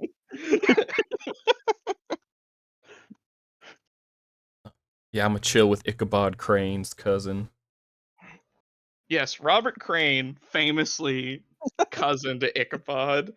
Horrible incident down there in the colonies. There was a dude, had no head. Insane. Insane. I'm gonna How could see. it be In- I'm insane gonna if he see had no how brain? many NPCs Brian comes up with that I can turn into some sort of old school name. well, here's the crazy thing. I tried to make old school names, so it might come up more than you would think. I'm hoping it does. I still love As John and Jacob. That was great. that was unintentional. But you go in, Mr. Crane, out like a light. Like he was you could tell from earlier conversations, he had probably already been worn down a little bit by seasickness, and then manual labor on top of that, and a snowstorm. Good night, pillow, night, gone. I was gonna do the exact same. hmm I'm As imperiled. I'm sleepy. the nice thing about being imperiled is a very temporary condition. A sleep will get rid of it. You will reset at the end of this if you get a nice sleep. You two sort of go sit down in your room, uh, looking Make across beds. each. Yep, make bunk beds. Mr. Swanson, can we borrow the screwdriver? What is a screw? Thanks. Come quick, there's so much blood. Mm. Putting a single Ah. on Sylvester. uh, um, yeah, you guys go ahead, sit down, go to sleep. Emil, are you feeling the same amount of anonymity towards Sylvester that our other friend is having at the moment? No. Okay, good. We've been on a boat with this guy. I know what he's about. T. Good night, Emil. Have a good sleep. Sweet dreams. Sweet dreams, Sylvester. Tuck him in, forehead kiss. I'll be sure to leave the candle on. Thank you.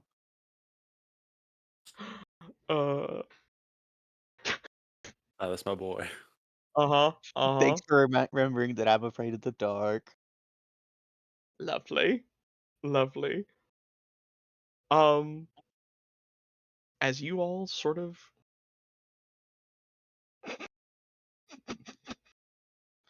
as you all sort of drift off to sleep,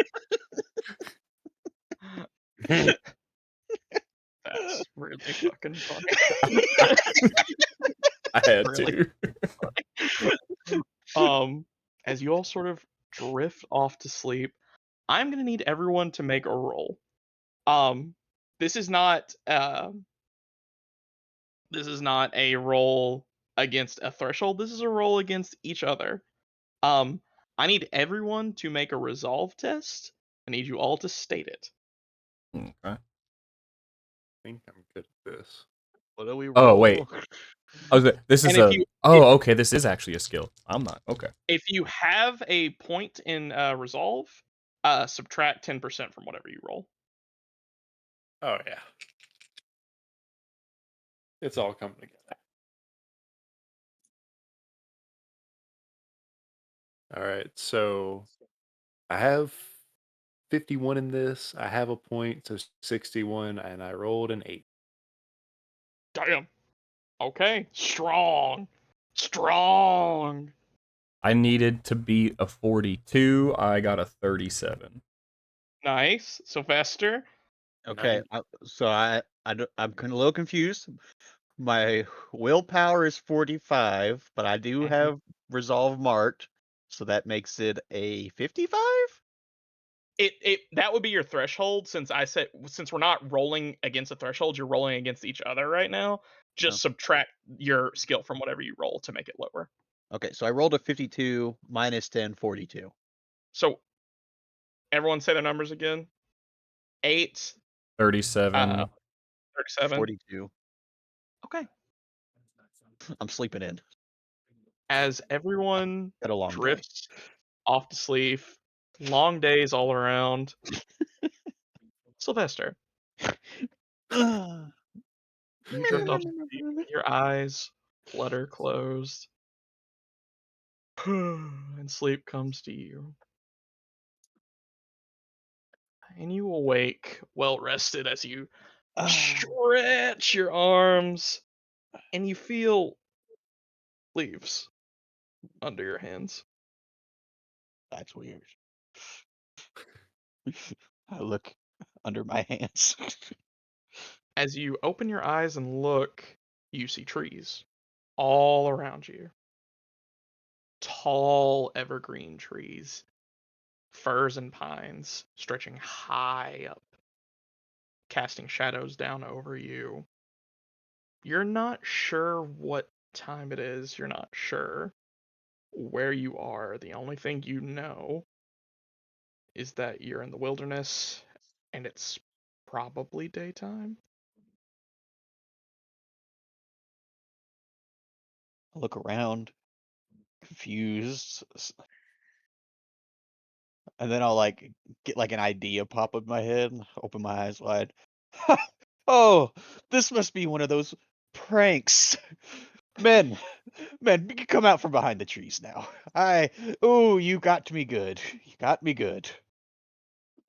As you sort of look around, taking in your surroundings, why don't you give me a awareness check? You got me good. You got me good. Okay, so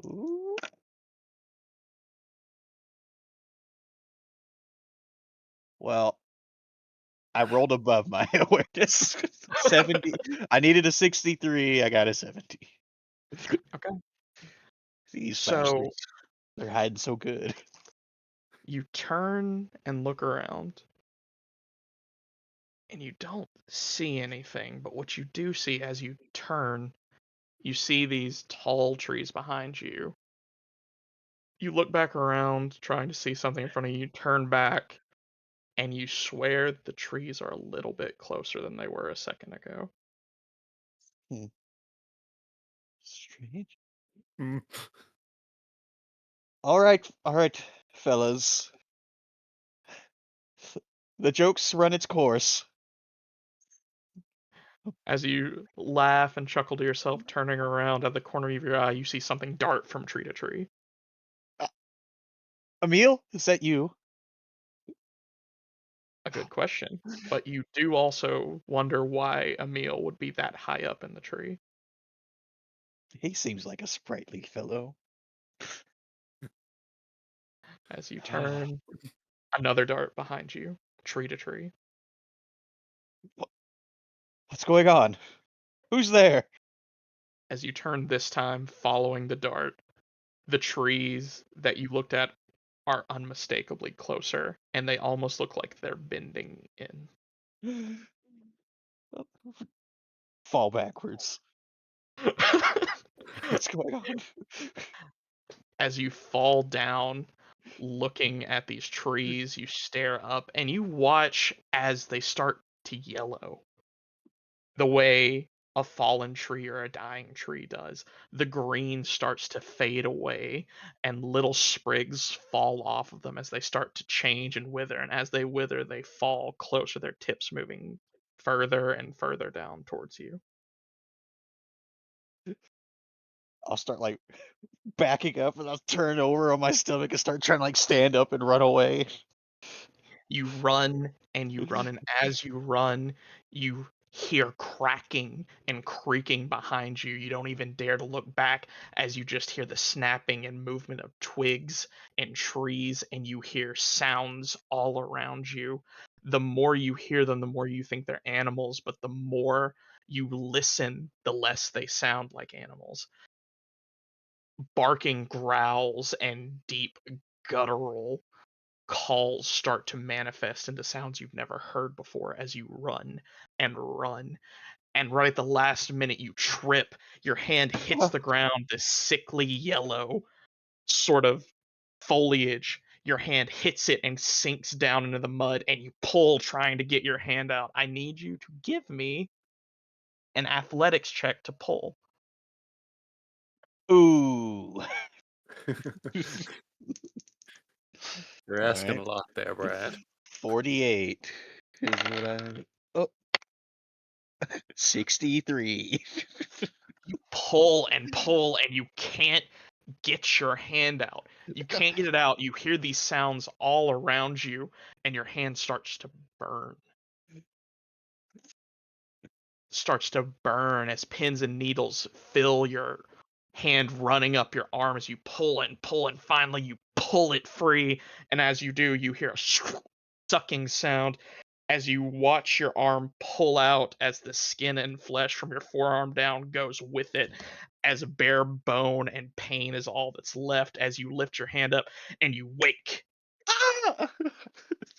And as you wake, you find yourself downstairs with your hand almost in the fireplace.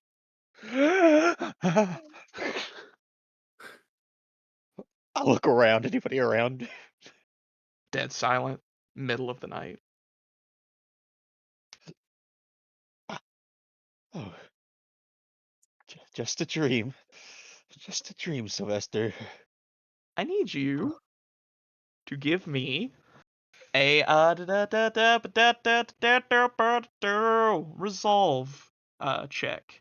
Are you sure you don't want like let me see here, a navigation check? No, I want you to give me a resolve check. Oh, dang it. You will take a plus 20 to this.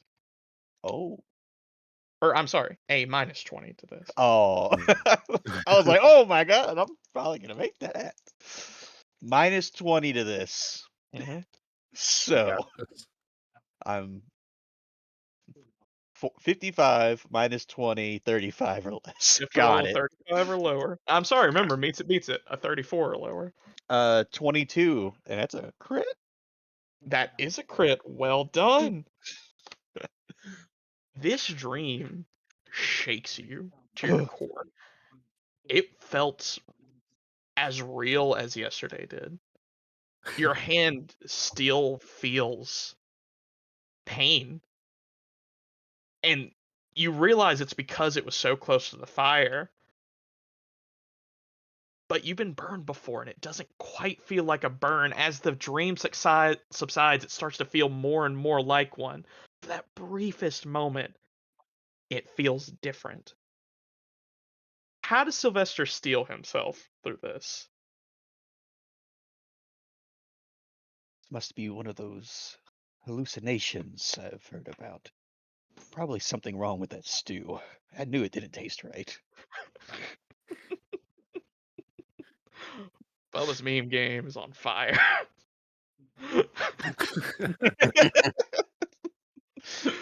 Well, my gosh. Look at all the memes. As you stand up, unshaken, It's just a uh, dream. you are feeling strong. You're feeling good. Better than you should be. As you, covered in sweat, start to trudge up upstairs.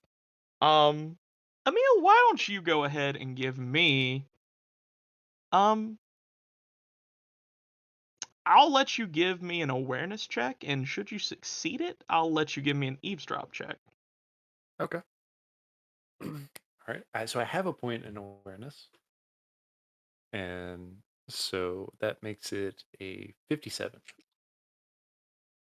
Okay. Okay. Give and me I that got a roll. 13. Okay, perfect. Um, you wake up when Sylvester leaves the room. You are fast asleep when you hear a creak. As you watch him stand up, stark, blank face, eyes wide open, rigid, as he Mm. walks downstairs. Unmoving but perfectly coordinated, straight backed, he opens the door and walks downstairs. I said I'd let you do an eavesdrop. If you would like to follow him, I will allow it. I But mean, that'll be a stealth roll. yeah, I'm gonna do it. Yeah, go for it. Emil, I'm just trying to take a shit. Just gotta take a shit, man. Quit following me, weirdo. Where's the poop? I haven't made it there yet. And that is 35 out of 49. Excellent. You are unnoticed as you watch Sylvester slowly plod down the steps, staring straight ahead. At first, you're worried that he's sleepwalking and is going to stumble down the steps, but with perfect coordination, clip, clap, clip, clap. And you watch as he kneels down in front of the fireplace and he slowly puts his hand towards the fire. And just when you're about to yell out because he's too close, you see him wake up in a start, clearly disheveled, clearly alarmed by what has just happened.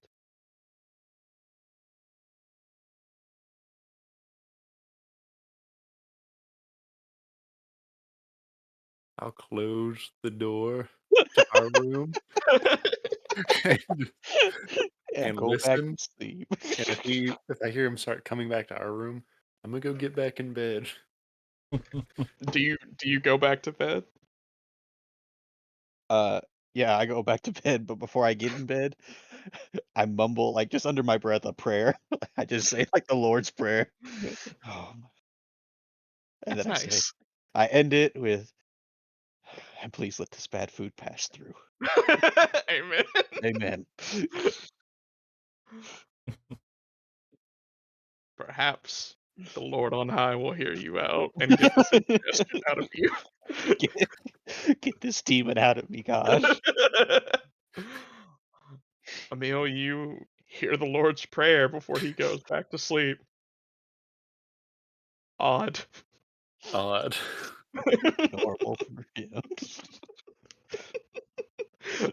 Shockingly, the person who that would be the most normal to sits Yeah. right here.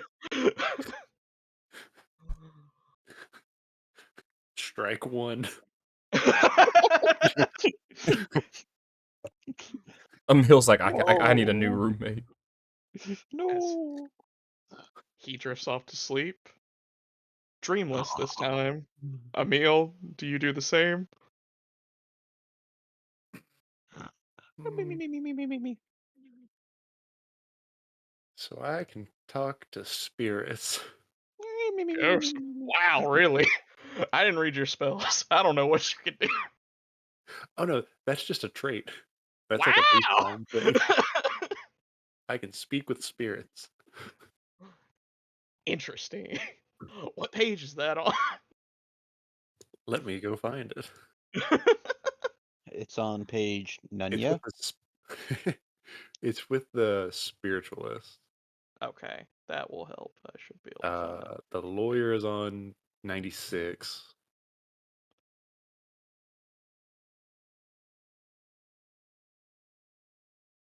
Oh shit, I'm not even in the core rule book. I'm in the fucking quick start. No wonder I wasn't finding it. The fool. That is me. All right. It's on page 123. I just got there. Alright, let's All right. read this motherfucker. You can use any fellowship-based skill to communicate with supernatural threats within a spirit board, using a spirit board. Randomly determine 3 common spells. All right. Yep. I see dead people. Wait.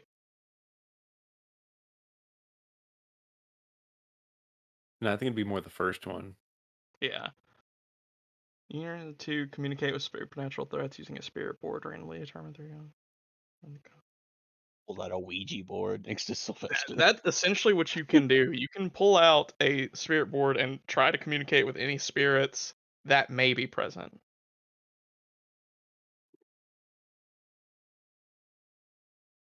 I'll give it a good bit. Wait till I hear my boy snoring. Reach underneath my pillow, pull out my spirit board. Okay. You pull out your spirit board. What is your spirit board? Because obviously, spirit board can be anything. It could be, reading bones for you. It could be an actual fucking Ouija board. What's your trapping for this? Uh, hmm. What? Oh, am I missing? Oh, no, scary movie. Yeah.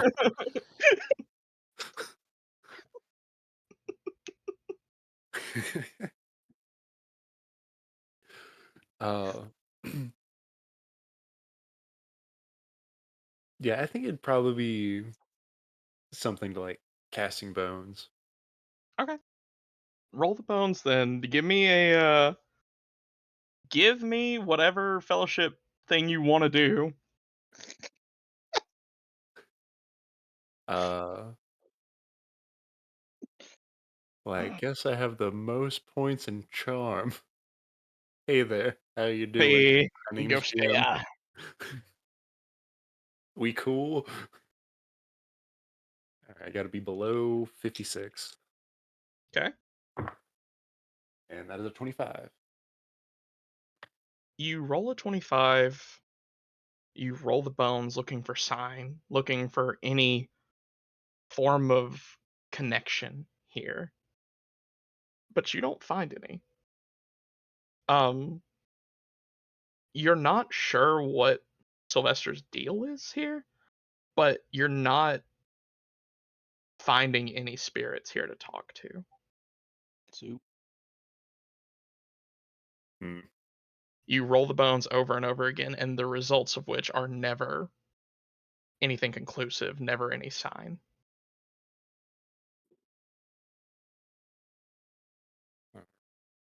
Pack my shit back up. Hmm. Which in of itself is it's ruling out something, but the fact that it rules out something creates a more disturbing vacancy.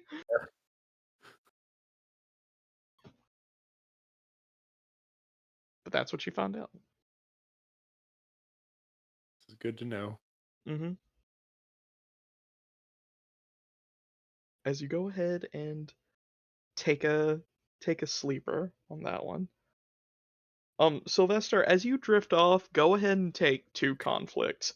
You managed to avoid, like, a lot of it. But you're still taking 2 from that one. Ew. You really staved off the big hit that was coming from cowardice on that one. Very well done, buddy. What? Very well What? done. Um, Who was a coward? Not you, proud. Oh. Everyone goes to sleep and wakes in the morning. Sylvester, you did not have a great night. You don't feel like you rested very well. Hmm. However, that sentiment extends to everyone. No one really wakes feeling rested in this place. You tossed and turned a good amount of the night. No nightmares, no misadventures like Sylvester had. But Gotta be the soup. We all ate it. We all had a you bad all night. you all ate the soup. But odd feelings sort of go around considering the rather cramped and unorthodox positions you all have been sleeping in on the boat. You would think sleeping in a bed would be nicer. But you all wake. You go down in the morning. Porridge is being made. I think I'll pass. Sylvester munches some jerky. I lead over to Emil. I don't recommend it, lad. Set mine down. I can't Oh. say he's wrong. Put my glass at the end of my nose and I wink at him. Wink back. As you all just sort of come in. Everyone go ahead and give me a I love. give me a scrutinize check. That's fun. Scrutinize. We Holy haven't done cow! any scrutiny. Let's Scrutinize. get some scrutinisms in here. I'll scroot. Plus the Yeah. scroot. I Where the want to fuck is- scroot. Oh, there's scroot. It's in perception. Yeah, 47. You can't just say 40. numbers. I need to know what your threshold is. I don't know what it means. Which one did you So my say? threshold is 47. I rolled a 40. Okay. My threshold is 53, and I rolled a 49. Right. I asked for which one again because I didn't hear it. Scrutinize. We're scrooting. And it's in perception. Okay, that's a. I gotta get a 40. And I got a 60. Okay. You slept poorly. You're more focused on just getting some food in your belly and trying to buck up for the day. You two take notice. You guys aren't the only one waking up like this. You maybe didn't notice it yesterday because of the situation you were in, or at least Emil was in. Sylvester may have just been too focused on his tea. But you see bags under Annabelle's eyes, as well as her husband. And you see signs of not just them sleeping poorly last night, but them sleeping poorly for a while. Yeah, because they've been eating this nasty ass food. The shitty food has been doing a toll on them, unfortunately. They've been strong, but they have slowly fallen. A damn shame. Damn shame. Damn shame. But you notice this as you all sit around and eat. As you kind of sit there, uh, John Hughes, who is a man who is also an 80s director, I'm also realizing the flaws in many of my naming schemes. Um, sort of like rubs his eyes. You know, I had expected to sleep a little bit better, frankly. Ugh. I think some of the ice in my veins might have lasted a little longer than I needed it to because it sure kept me up last night. That's You must have had a bad night as well. I had a oh yeah. terrible dream. I didn't have any dreams. I was never asleep long enough to have them. What kind of dreams did you have? Well, I awoke in a wooded forest area, surrounded by these trees. I thought I was, and I thought you boys were playing a prank on me. I called out for you all, and nobody ever came. I saw the trees start to fall in around me. I called out to them, and asked what was going on, and raised my hand in defiance to them. And they started to rot and dry out around me. And then I awoke. Quite a It was a quite unsettling dream. Anybody else wish to share their dream? Did the Mr. and Mrs. react at all to that? uh, beep boop da ba da da ba ba da da. Why don't you? Oh my god, they're robots. Yep, The tiny goddamn dancer. robot. Uh, oh, there. I saw a thing that's like actually perfect for this earlier. I thought. Let me see if I I can. bet you did. Marshall Melee. Yeah, that's it. Gerald's done it again.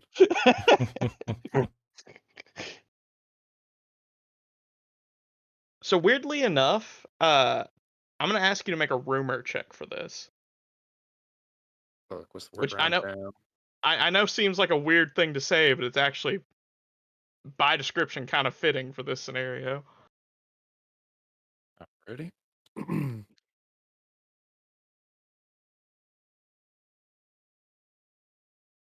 Trying to learn where all these things are. Yeah.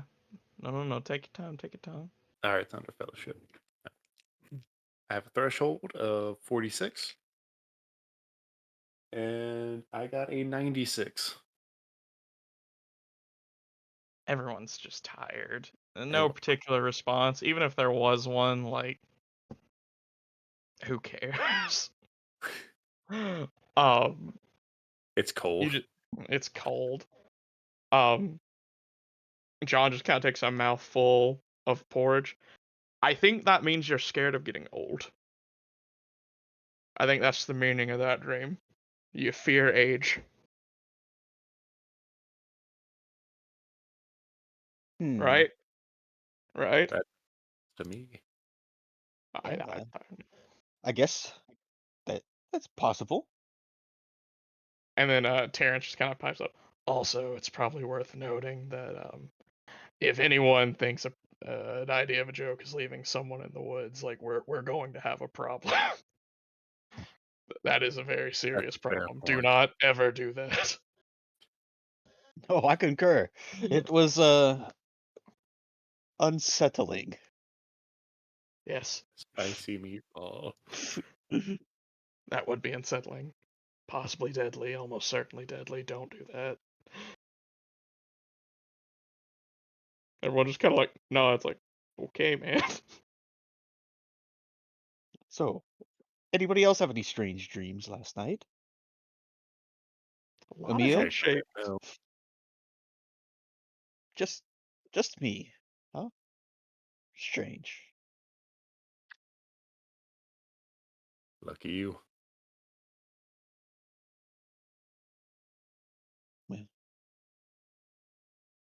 Well, It's if just kind of anybody does need to talk about anything they saw last night in their dreams, feel free to uh, come to my room, mine and Emil's. We would I be willing to listen. I really think you were the only one who had a dream. I I'm the only said one. I'm the only one who would offer my dreams. All right. I think to myself, my dream was really scary, and I don't blame them for not wanting to open up about it. I don't blame them for not wanting to share. Okay. As this conversation's kind of coming around, I'm sorry, I keep forgetting names and I just close it. What's your name again, Sylvester. Austin? I'm very sorry. I'm Levi. Levi. Okay, I'm sorry. As you're sitting there, um, you hear a sound behind you as Mr. Swanson walks up. Uh, Mr. Williams, do you think you might give me a hand? I want to go check on the animals. I don't want to leave them out too long in this if they need to have a stove warmed up in there for them or something. The blizzard is still going on. I might need a Not little help. Lola. Yeah, sure. Thanks. As he puts on a jacket, puts on a coat, puts on a cloak, puts a hood on, wraps a scarf around, puts on some gloves. You get the idea. Yeah. As he just kind of looks Oh, at you, nods, pulls open the door as you both hurry through it and shut it. You all, and everyone inside was kind of unaware of this, but you are acutely aware of it the minute it happens. As that door opens, it's like a dagger to the kidney Oh, as that cold hits and the door shuts. It is not let up. The snow that has fallen is now approaching probably 2 feet as it has been putting it down. It seems like it may have slacked up a little bit, but not a lot. okay. As he just kind of pulls his hood down and starts just kind of like using a walking stick to kind of carve a little bit of a path through it. It's a little early in the season for this, honestly. I don't know if I've ever seen it like this early. I normally it's at least December, maybe January before it gets this bad. He just kind of cuts through as you approach the stables where the mules are. It's mostly enclosed. Like stables is true because of its size and what it does, but it is more of a barn as it is enclosed. Um, the first thing you notice as you walk up is that the doors are open. Ooh. As he kind of stops and looks, that's not right, and he just kind of hustles through the storm and breaks over the threshold and stops, pauses before you as you walk in behind him, and the first thing you see are two very dead mules. Oh, that's not good. And not frozen, though they are frozen now. There is a deep crimson hue to the floor as you see both mules seem to have had their throats cut. Have you seen anything like this before? Can't say that I have. Outside of a hog slaughter. What? As he just sort of walks in and looks around. Where's the third one? If I had to guess, and I look back behind us out into the blizzard, he ain't in here, he's out there. Damn it. I guess we better report this back. It's probably a good idea. And he just kind of looks at the carcasses around him. Yeah, let's be quick about that as he starts hustling back towards his house. Mm-hmm. I hustle back with him. You all are still having reluctant conversation as Sylvester keeps going, but anybody who wants to talk, anybody, feel free to feel speak up. free to let it out. As the door comes open, as Swanson walks in, he doesn't address any of you. He just walks over to his wife and whispers something in her ear, and you all see her like cover her mouth before whispering something back to him. As Levi, you kind of have the floor here, as they all look to you to see what's Yeah. going on. I walk over to the rest of the group and I just kind of, well, we have a predicament, boys. When we walked over to the barn where the mules were staying, door was open. Two of them inside with their throats cut, other one's gone. Throat's cut. Terrence kind of pipes up. Mm-hmm. Which one's missing? One of That is them. actually a really good question. That's a really good question. Sylvester also has no idea what any of these mules look like. I was about I to know. say, I'm the guy who didn't help. But which There, one? there were all the mules mostly looked sort of same-ish, probably from the same stock, all sort of brown with sort of darker legs and darker manes. I don't think anyone really bothered to name them. Did they have names, Lol. Sylvester? Well, they weren't my mules to name. One seemed like an Edward, possibly. Another seemed like George. Uh, and for some reason, the last it spoke Lola to me. Yeah, Lola's dead. Shame. Fantastic. Excellent. Shit, I Neil, I'm keep so sorry. forgetting. Pump the fucking brakes. Everyone roll a d6. D6. Tell me if you Give roll a me my 6. inspiration. Everyone roll a d6. 3. 4. 3. Okay.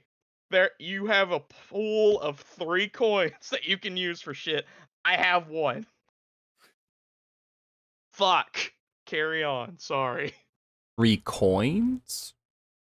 They're They're kind of like like inspiration. You can use them Oh. for rerolls, uh, shit like that.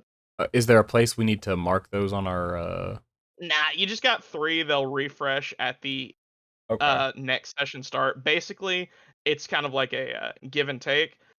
You guys have 3 inspiration. I have 1 inspiration. When one side uses theirs, it goes over to the other. So if you guys use one of yours, it means I get 1. Then we'll have 2, And if you'll I have use 1, 2. yeah. And it just kind of Gotcha. goes back and forth like that. Okay, sounds good. Yeah, I think Lola's I forgot to dead. No. I'd like to use an inspiration. Would you like to change which one is dead? I think Edward's probably dead. He's wrong. Edward and George didn't make it.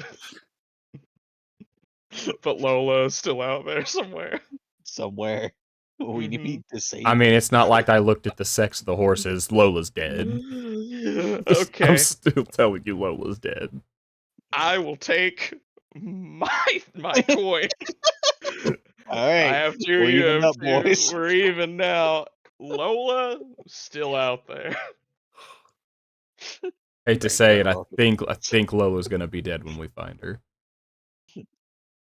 No, that'd be ridiculous. I'll use another inspiration.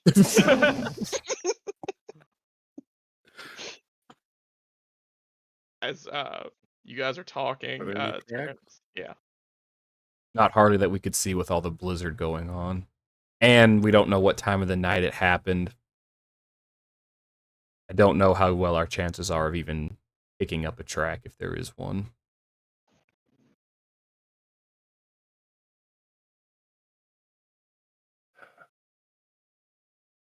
And sadly, the storm hasn't let up much either. There's at least 2 feet of snow out there.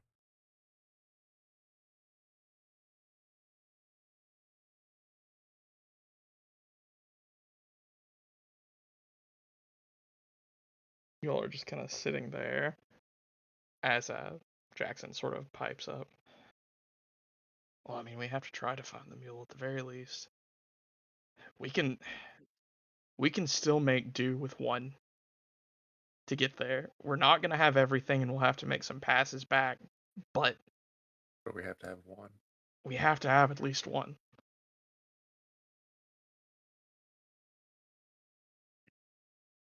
Agreed. So I guess we need to suit up and look. Yeah. That being said, who here is good at tracking game? The 2 trappers of the group, uh, the buddies that Levi had made, throw their hands up. It's our jobs. All right. You guys go with them. I think the rest of us should stay here. I don't know what happened, but if someone slit the mule's throats, I think someone should at least stay, or a few of us should at least stay here. And I don't think you all should split up that much. Right. Well, Emil and I will stay here and You're coming with everything is here. Sylvester. Come on, Captain. Oh, 2 people have said that about me. I mean, That's if true. 2 people said it, that must be true. Must be true. Now, we shouldn't be so hasty. The blizzard out there, what good is 1 mule if we lose half Our of us? captain. Yes, that's precisely.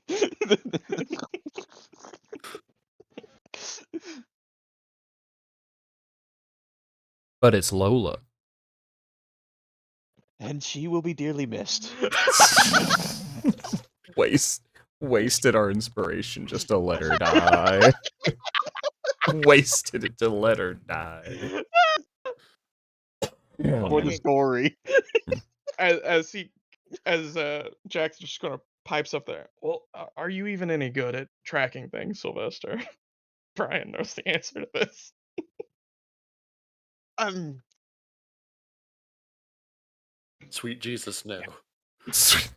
I know my way around the woods. I am proficient. I'd be very useful out there. I will give you that. Well, then However, my objection still stands. No sense in us dying. Well, I mean, we're stranded here if we don't go, and there's still people at the bluff that are gonna need our help, hopefully. We can't wait for more mules. That could take a week and a half. Even if they would have to know, we don't even know when they planned on coming back. Clap Sylvester on the shoulder. Come on, we can go look. We'll be back quick. Such backstabbing. I- That's I- just absurd. I also walk up and put a hand on his shoulder and say, the more eyes out there, the more likely we are to find it.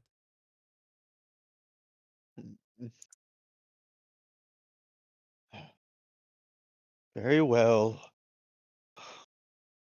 Let me go get my jacket. I Take take 2 a conflict long for cowardice, still. I take a long time to get my jacket. Go ahead and take 2 conflict for playing into that flaw. Now, guys, it's just 1 mule. Whoa, whoa, whoa, whoa. Whoa, whoa, Whoa, whoa. whoa, whoa, whoa. Wait, no. No. Emil and I were gonna stay here nice and safe.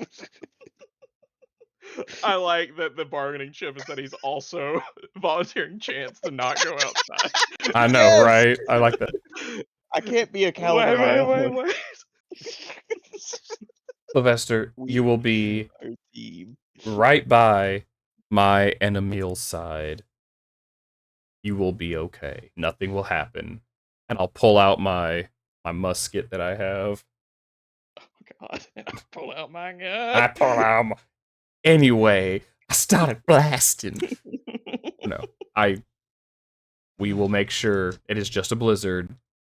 We don't know I know we don't understand what happened to the other 2 mules, but there's strength in numbers, and as long as me and Emil are by you, everything will be okay. Right. And how many numbers do they have? It's unknown, right? It's unknown. We don't know. All we know is they killed 2 mules and probably took 1 with them. That's what we know. Sylvester, how In a blizzard that we could barely stay in for too long. I don't think you'll have a problem withstanding the blizzard. This is beautiful. Oh. Wow. But would you rather be out there with all of us who are looking, or here alone. I wouldn't be alone. Miss Swanson is here with me.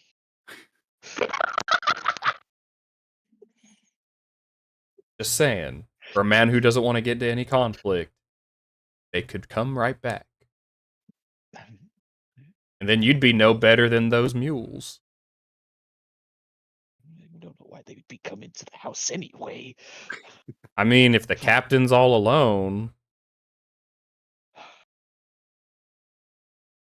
Let's just get this over with. Come back for tea. we'll have tea. I look over at Emil and I just try to give like a I did my best. I did good, right? Nod. I didn't stab him. Just bundling up. My goal is for Emil to like me as much as he likes Sylvester. We're bunk buddies. I don't know. Sylvester's pretty charming. My goal is to murder Sylvester. He's a charming guy. Both I- of these characters fill into one of my either my belief or my flaw. I want the recognition from Emil, and I swear Sylvester's gonna cause me to commit another murder. It's crazy that you've committed one. What? What did he Emil, just say? this guy's crazy. We have to stab him. That guy just say he's did a murder? He's did it. He did it. Wild. Wow. All right, Okay. I'm So- getting bundled up, putting the gun around my shoulder, making sure that it's at least ready to go. Mhm. Yep. John, Jacob, and Jackson. Son of a bitch. It's a lot John of Jacob J's. Jingle. John Jacob Jingleheimer Schmidt. All are with you guys. Everyone else is staying behind. Get but closer those to your three computer, robot. You're cutting out on us, Brian. Pretty Oh hard. shit. My bad. Yeah, John, Jacob, and Jackson are there with you. I don't know why I'm just in the other side of my room. They're both with you. They are all three of them are with you, ready to go. As you guys head out, presumably towards the stables, I guess. Yeah, because Where what we should start. Yeah. a good starting point would be I will tell them, we could tell it was frozen, but it wasn't so frozen. I think it'd be good if the trappers had a look at it. They might be able to tell a better idea of time of Mm-hmm. how long they've been sitting there dying or dead. Yeah. No, this is very, very fair. You all go out and everyone who hasn't already seen it is treated to this grisly scene of two mules who have had their throat cut and stables just filled with blood. I guess there are two real ways to go about this. How are you guys investigating? Like, I'm not. You guys have your own skill sets. Tell me what y'all are doing. I know what the two trappers are doing. And also, don't forget if two of you are skilled in the same skill, you are allowed to give aid to each other. And basically, what aid does, it's like advantage in D&D more or less. You roll 2 tens dice, and you take whichever's better. Shit. So look at your skills. You all have different skill sets. How are you going about trying to figure out this little conundrum that you found yourselves in? So Sylvester also brought out his lamp and has it lit Mm-hmm. out for some light. Seeing this Sure. grisly sight, he is not going to stay in this barn. That's a terrible place for him to be. Instead, he's going to start looking. There's got to be a blood trail somewhere. So he's going to start looking for a blood trail. Okay, so that would be survival. Sounds Right? good to me. I was going to use awareness or survival. They're the same thing for me. So whatever. Okay. It sounds like survival to me. If Survival you would sounds like cool. to, yeah. All right. Your call, baby. You little bitch. Unnecessary. Now Fully needed. you have the light and you're still inside for the start of this check. So it's just you're trying to figure out something difficult. So take a -10 on this one. Nothing crazy though. Okay. So that would just be flat. I rolled a 44, and I Okay. needed to be a 53 or less. And that's a Okay. crit, right? Yeah. So Nice. Is how much does it dictate for a crit? what do you mean? What dictates if it's a crit or just a success? If you roll Doubles. any number that's like divisible by 11. Divisible by So 11. any Okay, doubles. 44, 55, 66. And if it's above your threshold, it's a crit fail. If it's under, it's a crit. gotcha. So, fiercely compared to other games, you have a higher chance of critting in this game, but also a higher chance of crit failing. I like it. Okay, cool. Okay, so you were just kind of at the edge of the barn looking out at this, right? Yes. Okay. So, you sort of step away. It's grisly in there, to say the least. It's not pretty, and you didn't sign up for that. Oh, you don't examine the scene of the crime very much, but you do take notice of something. You realize that there may be potential to track this in a different way than perhaps someone else would think of it. At least this is Sylvester's mind. It's actually a very common way, but Sylvester's onto it. I know what you mean. The idea of finding tracks in this snow gonna be difficult. Any tracks there were, you can tell plainly, are gone. But what you do see just kind of faintly on the sort of mud floor is the tracks that a mule seemed to have left leaving. And it seems like there is blood on the tracks. Probably from the like charnel scene behind you. You don't think you could follow the footprints, but if you can somehow find a way to kind of dig and go, you might be able to follow the blood. What are the trappers' names? John and Jacob. Jacob. John, Jacob. I think I found something. I think I found a hate it. trail for you to follow. I should not have done this. Too late. This is my own hubris. You I fucked didn't. up. I didn't even know I had done this, but I did it. Okay. Look, I see some tracks here, and there's some blood. Perhaps they go this way, and I point the exact way that they're going. We should head that way. You lead. All right. Yeah, you might be onto something here. Emil, Levy, you'll stay back here with me. Did you say Levy? God, I wish I could give out inspiration. There Good was. old Mhm. Levy. That's my boy Levy right there. Mm. I could summon the dragon in one session. He's not a sick fuck, but he's pretty close to one.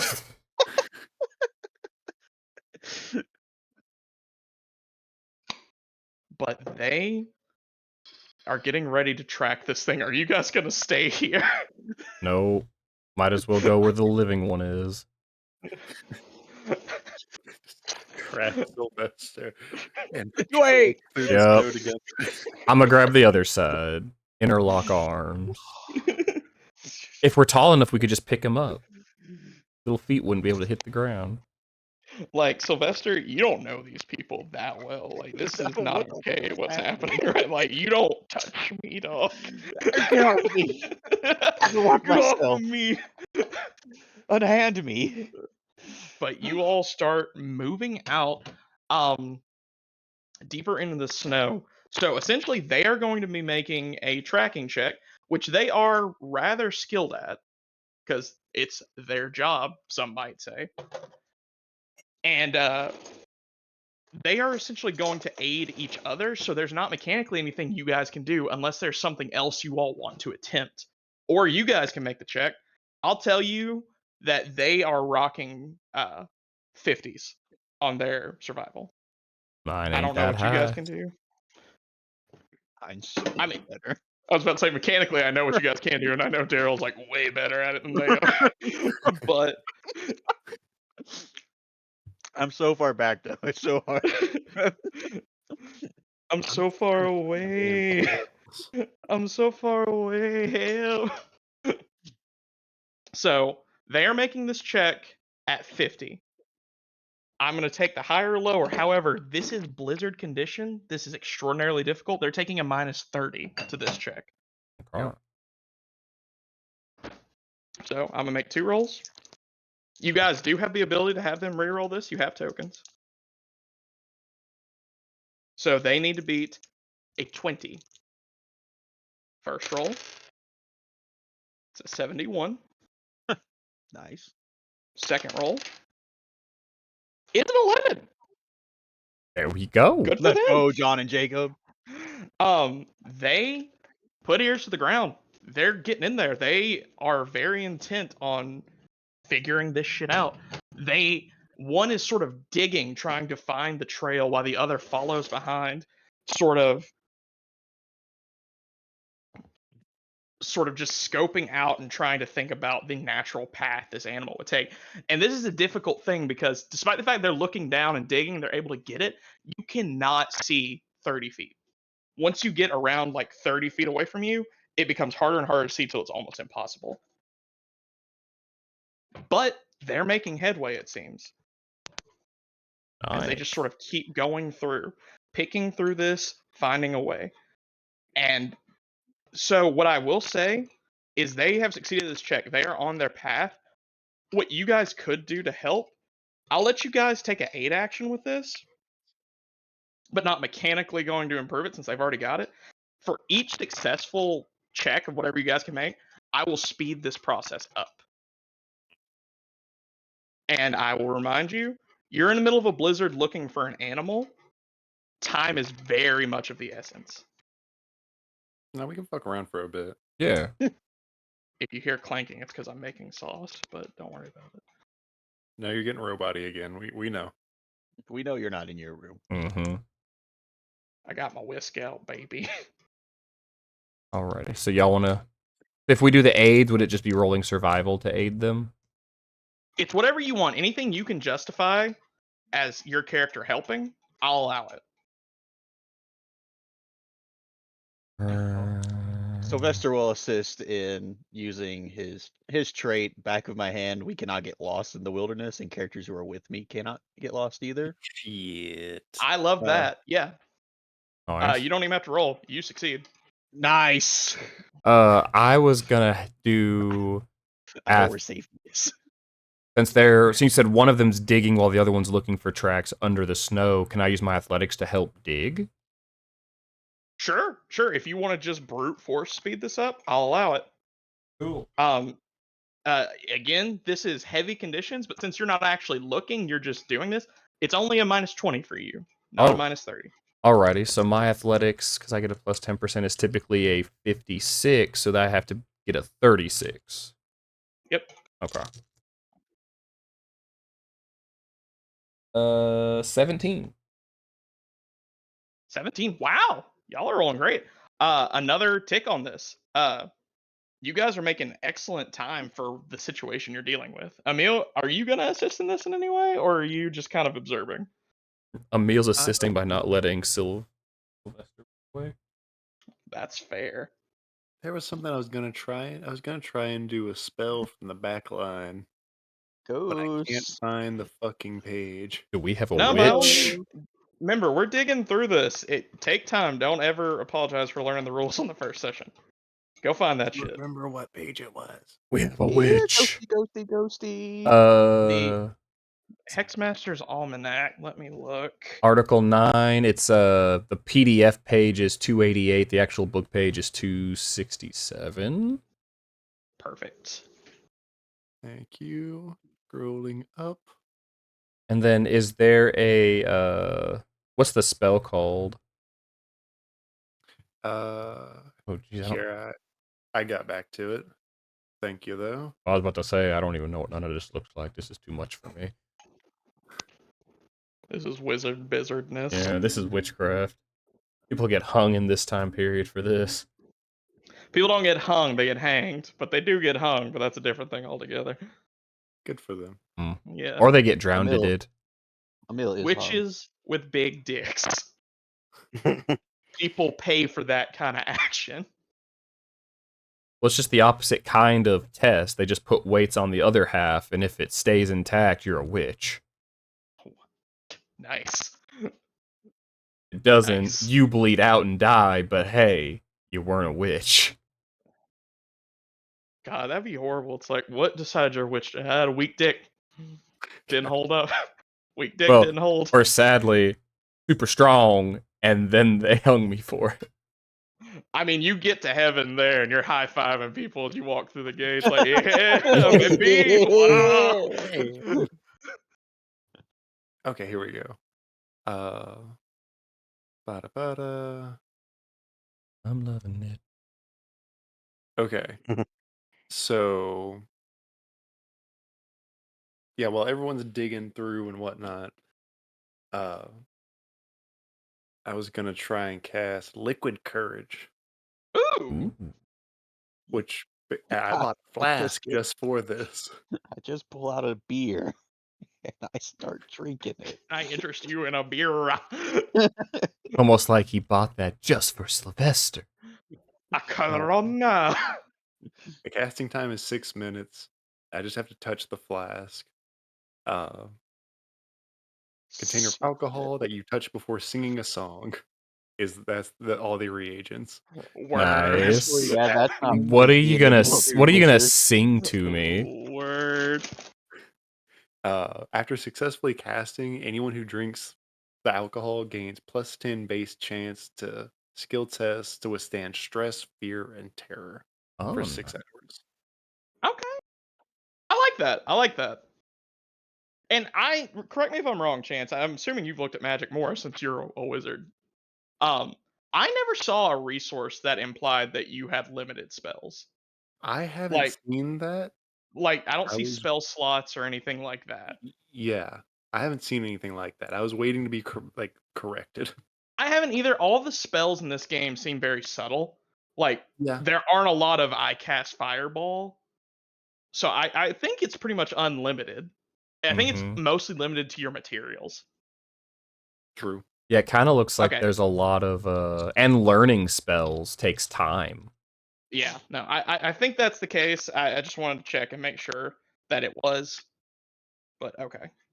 Oh, and also there's 4 cardinal rules to spells. You must be able to see, must be able to speak, you must have one hand free, and you must have all reagents within That reach. checks. Okay. So, Emil, I don't think this is high spellcraft enough that you have to worry about like being found out from this. But what kind of ditty does he sing? I mean, the way I'm seeing it is the boys are ahead, digging in the snow, and Sylvester leading, of course. No, absolutely Uh, not. well, no, just telling them what to do. Oh yes, that kind of leading. Yes, Leading, not that's from right. the front. That's right. Yes. Uh, and Emil will just be bundled up and kind of stick his arms inside of his coat and, to pull out his flask. And he'll probably sing like a small little thing in French, Okay. just to like With a sword in the Yes. s- staying That's like not being afraid of what goes bump in the night. that's nice. There is no inspiration, so you don't get any, but that's nice. If there was inspiration, Daryl would already have all of it. Yeah, I'd we like to know. use 20 inspiration. Eternal dragon. I'd like to be out of the situation, please. No. I would like to change the story. I never went with these people. I stayed in Britain. I I hate made them. it. I hate them. I hate them. I Alright, hate this so place. I roll incantation for this. Yes, to successfully cast a spell, roll incantation. All right, Now, so mechanically, I think there is no like drawbacks unless you crit fail. The only yeah, thing you've lost is time and materials. In this case, 6 minutes of time, which is a lot. so my base willpower is 51. I have a point in it, so 61. I will say you are in the middle of a blizzard. I'm gonna say 10% off for this one, so drop it back down to Sure, 51. sure. Like this is your own personal thing, so I don't think it's a huge impact on you, but you're having to concentrate on casting a spell in the blizzard. Alrighty, and I got a 44. All right, you good. That Pretty crit. flask right there, Feels a little is there any real, like, tangible look to his spellcraft? In this world, I'd understand if you say no because magic seems subtle, but if there's a little flair. I don't think so. If anything, like as he like opens up the flask, there might be like a brief little shine out of it. Nothing crazy, just a brief little like cha kind of thing. Easily missed in the blizzard by your compatriots who aren't paying attention, as they do not know an act of the occult and unearthly forces pull together to bestow liquid courage on anyone who might take a sip. I'm gonna take a sip as I catch back up. You take a draught. You feel fortified. You go. I assume your you help, offer this Neil. to others. Yep, I'll catch back up to Sylvester. Chug it. Need to stay warm? Can I offer the flask? This doesn't seem like the appropriate time, Mr. Emil. It keeps you warm. Well, if you insist. Hot damn! Wait a second. I feel strong. Starts digging up the snow with his hands like a schnauzer. Just- John, Jacob, this way. I can see. I can fight. You know, I think with the liquid courage, I think it does make sense for Sylvester to take the lead on this, as he is vastly better at this than literally everyone. Um, as 3 successes following theirs, within 15 minutes, you guys are digging through, following this path at a rapid pace, and you get about 500 yards away from the town village. And as you get there, you turn, and Sylvester, just out of the corner of your ear, you hear What? a sort of what? A corner of your ear. All right, it's the thing. Out of the corner of your ear. Fuck The you. corner How of my about that? ear. Out of the corner of your ear, you hear sort of a muted sound, and you turn to see, just out of the very corner of your eye this time, not the ear, corner of your eye this time, you see a shape, a brown shape laying in the snow about 20 yards away. Or not 20 yards, about 20 feet away. And as you close the different distance, you see a mule that is sort of laying in the snow. Clearly Lola. alive, but locked down. I'll run up to Lola. It's all right, girl. We are hit. I look to our doctor. Sorry. You are a doctor. That is what you told people. I suppose I'm going to try to handle animal? Or Handle is there a animal. medicine? I I would allow either. I would say handle animal is a more quick solution. Medicine is still a strong one, but it would take more time, and you don't know if more time would help or hurt.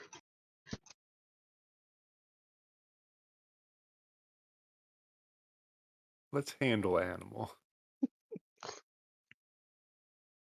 Seems like a quick kind of thing. And I'm not seeing fucking medicine. There's heal. Heal is medicine. That is your medicinal skill. Well, it's I'd like worse to, than handle animal, so we're doing handle animal. We'll I'd like put to your assist handles by on then. I'd like to assist by starting a rumor. You can now this is actually very important. You can only help someone if you share that skill. So if you don't have a point in that skill, you cannot assist. Yeah, but I heard that he's a really good doctor, and that's what everyone's saying. Are you saying that you are also a doctor? No, absolutely not.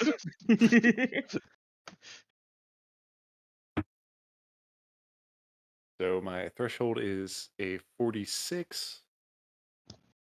Hey, I'm not that bad of a doctor. I got a 41. Okay.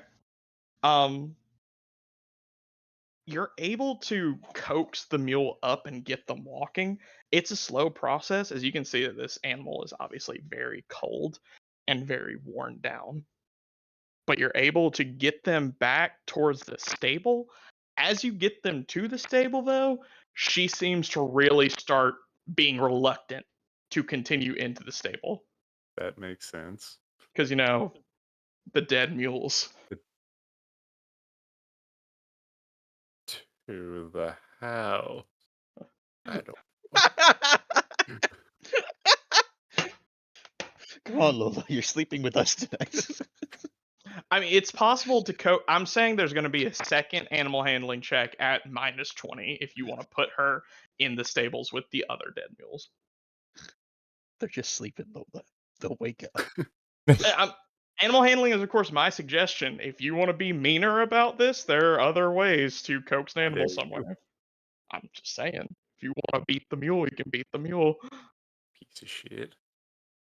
I'm not the piece of shit. You're the piece of shit. I thought that was clear. I thought I had made that abundantly clear. Yeah, I'll try to. We'll try another handle animal. Okay. I don't think it's gonna work. I think Lola's sleeping with us.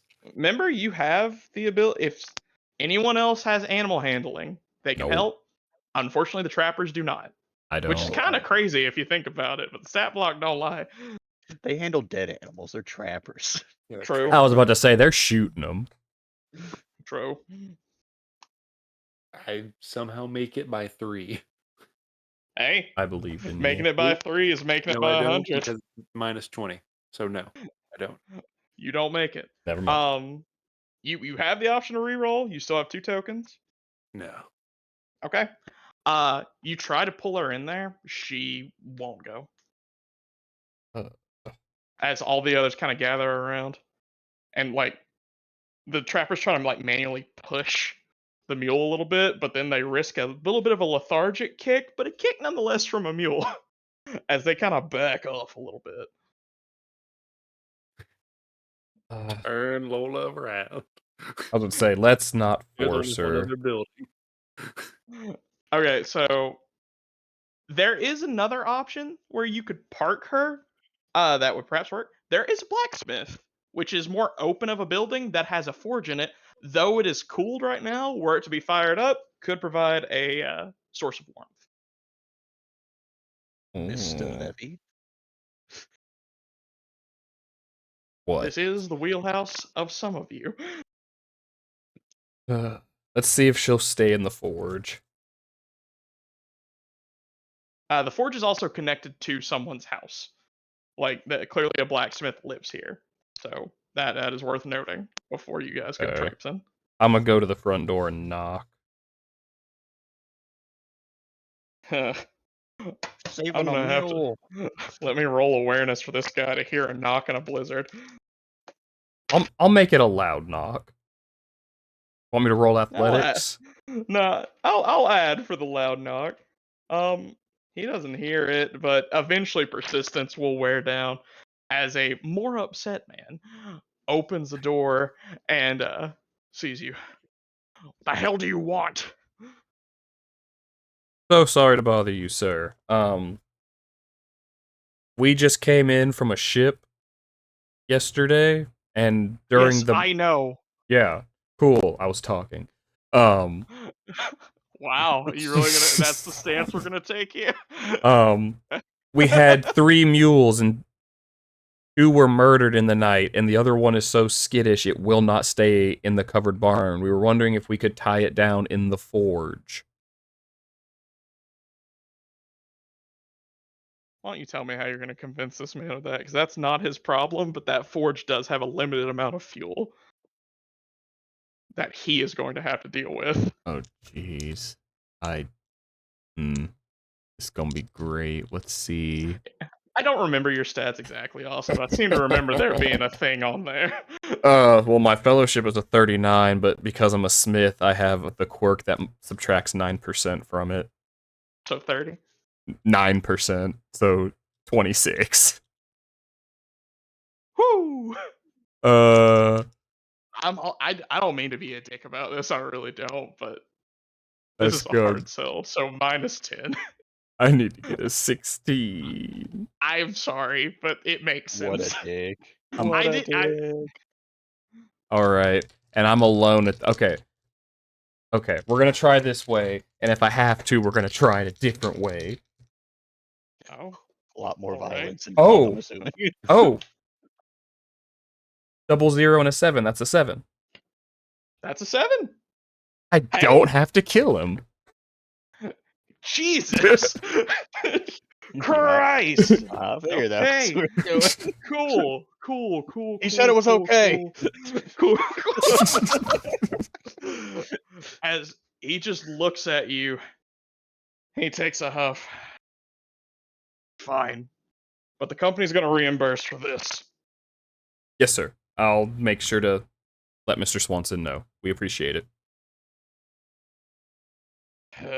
I'll give me a moment to get some clothes on so I can get the forge going.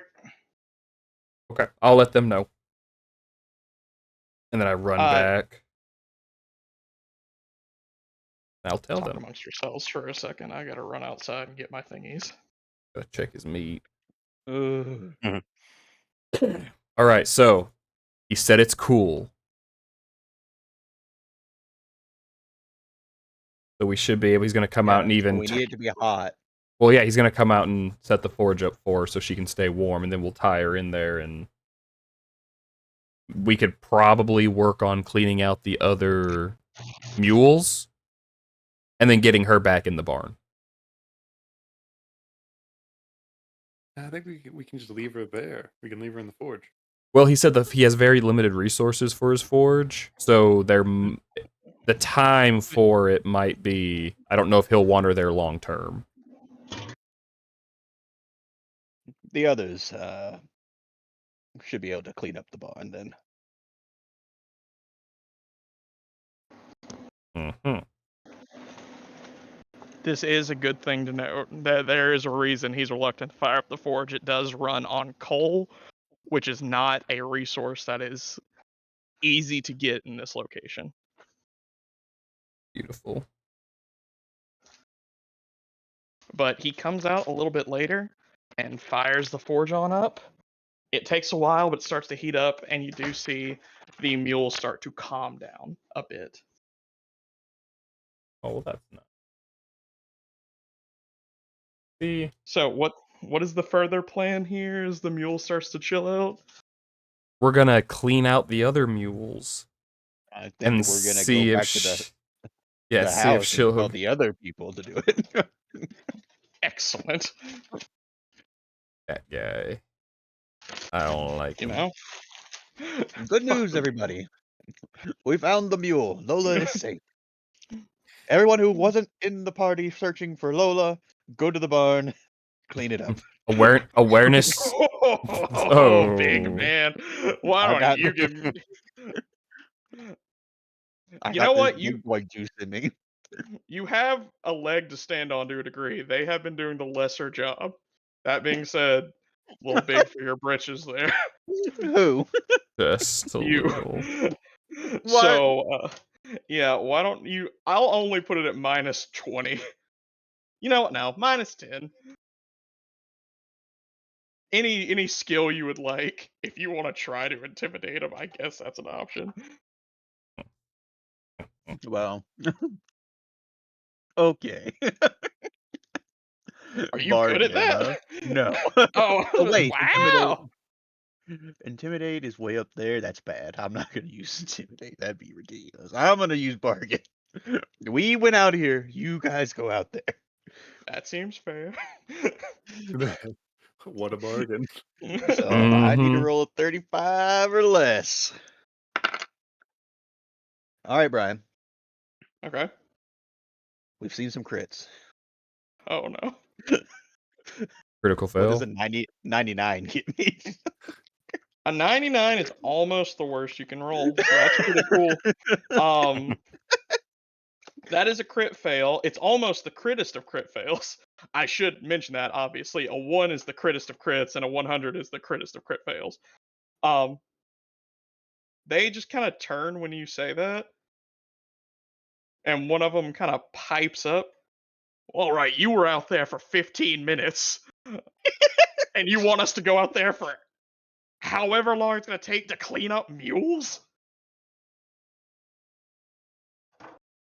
You could just drag them out 10 feet away from the barn. Let the blizzard have it. We just need to clean it up so Lola can get in there.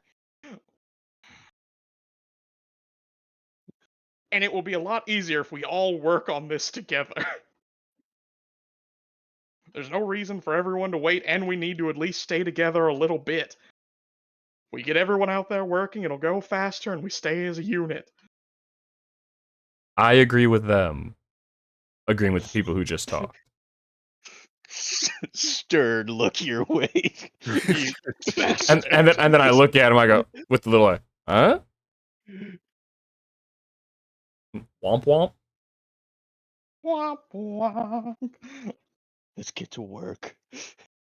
Let's get down to business. Alright, so we're going to clean the mules out, which essentially just means, as far as you guys are concerned, for what you seem to be Rank. doing, just dragging their asses out. Yo, would you like an athletics or a toughness check? Well, that depends. Is that all you guys are doing? You're just I'm dragging them straight out into the thing and I'm just leaving them there? I'm a drag 'em with a couple of the boys as far out of sight. That way Lola does. And then we should pull them away. Then if there's any blood in the snow, like That's what I was swish it thinking. around. Yeah, swish it around so there ain't no blood. And then someone also needs to try to get the blood on the floor, kind of jimmied around with hay. Mm-hmm. So me and some of the bigger brawny boys can work on moving the mules while Sylvester works on cleaning up the blood. So I'm gonna pretend to be doing all that stuff. But I want to look closer at these corpses. You couldn't Okay, even handle the okay. corpses 10 minutes ago. I was That also you're- going to yeah, and I check didn't that. have this liquid courage. But now look at me. Full of alcohol and dreams. Okay. Look, I heard that these mules' throats were slit. I know it's hard to slit a mule's throat. Do you now? I know. I My know how brain's to telling skin a me pig. Does it look jagged, ripped, Uh, clean? okay. Why don't we all just go ahead and get some checks in? Okay. Tell me what you're rolling to try to investigate this. Are you trying to do this more medicinally, like actually, like, you know, autopsy type shit, or are you like purely looking for clues? Like, how are you playing this? Yes. Yes. Yeah, I guess it is. Guess it's both autopsy. I'm going Okay. for autopsy. So I think that would be a healing check, unless you see something you would prefer more that you think works. Awareness. Negative. Awareness would be great. Negative. Resolve. I don't see how that would work. No. I like the gumption. I like the gusto to that, but no. Navigation. No. Fine. That Heal. is what this is, but no. Folklore. Folklore. Heal is correct. That is a perfectly valid option. Fine, I guess I'll heal. Am I taking any minuses to this? Oh my boy. This is inside and mostly undisturbed, so no. Woo! 26. So I made it. Wow. Okay. Yeah. You are able to just kind of like start parsing through. Uh, you look at these mules, and from what you can tell, it was two pretty clean slices on both of them. Not jagged. It doesn't appear like it's claw marks or anything like that. This wasn't like a bear getting into the stable or anything like that. It seems like a very clean, man-made weapon of some sort cut this mule's throat. Somebody here killed these mules. And then he comes to that conclusion. What about you, Emil? Were you also rolling for this? Yeah, I definitely wanted to check out the bodies. But if we already got a boy on that, I'm doing it like to not work though. We don't know if it worked.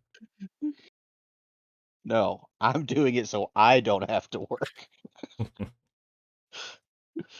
I'll check the stable for anything like out of place.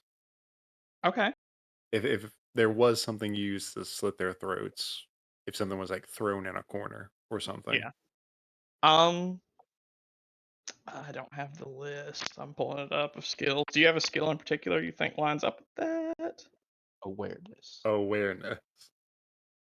I don't know if that's Unnoticed check. true yet.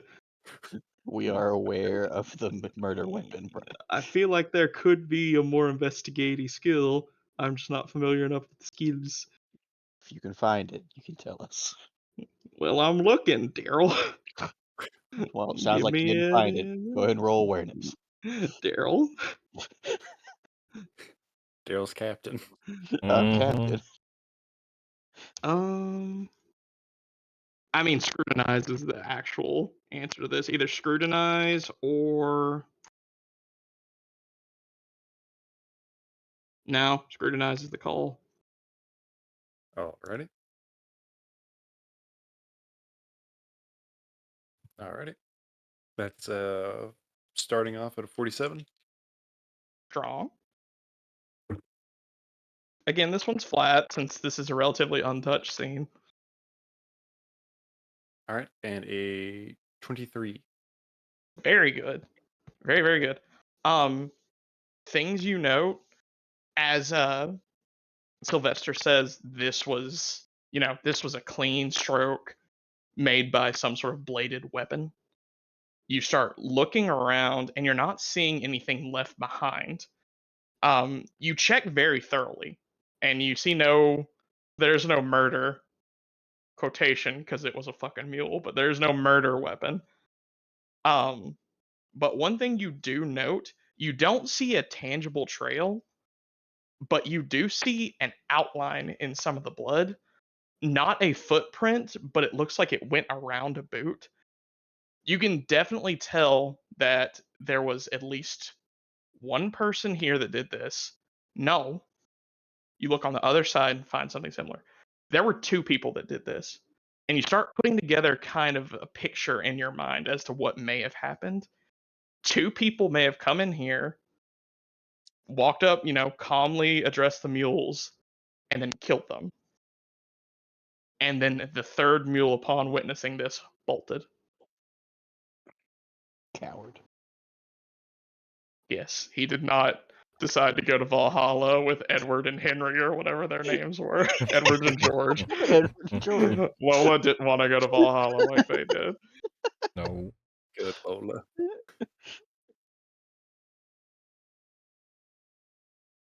Hmm. Okay.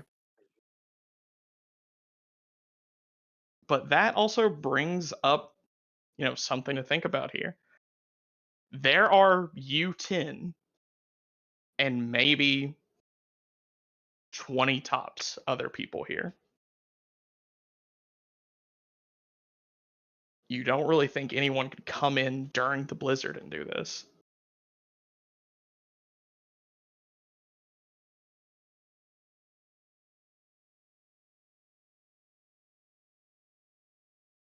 If you think somebody did it while they were putting them up, you know it wasn't me. Thank I, you, I don't I don't think Sylvester. anyone's worried about it being you, Thank Sylvester. you, Sylvester. My man. It's not me, guys. I One did finger. not. I did not. I did not hit her. Yeah, I as did. I'm kind of like I'd putting start that together, I'll go like crouch next to Sylvester. It had to be two people before the blizzard hit.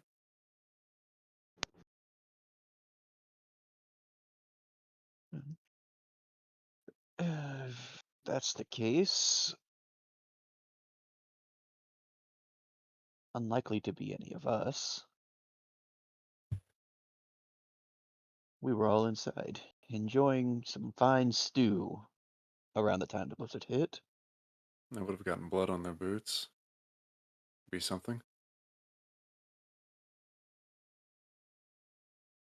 Hmm. Perhaps somebody who doesn't want us to leave. We should look into our hosts, perhaps.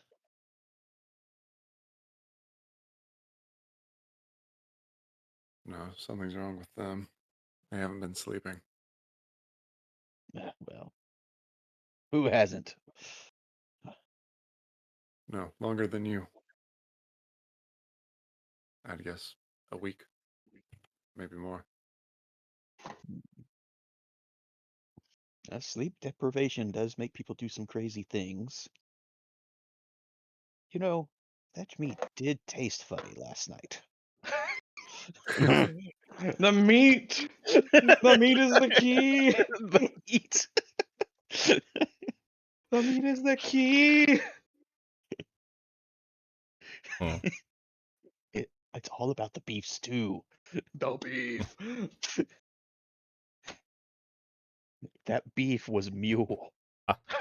I walk up to the head of the mules, getting ready to drag it. Hey, you guys cool to like get out of the way so I can get these out.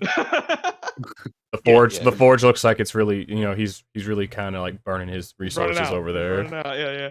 Mm. Why don't you go ahead and give me an athletics check? You are being assisted by multiple people, so you may roll 2 tens die and take the lower. Okay, so I gotta get a 56.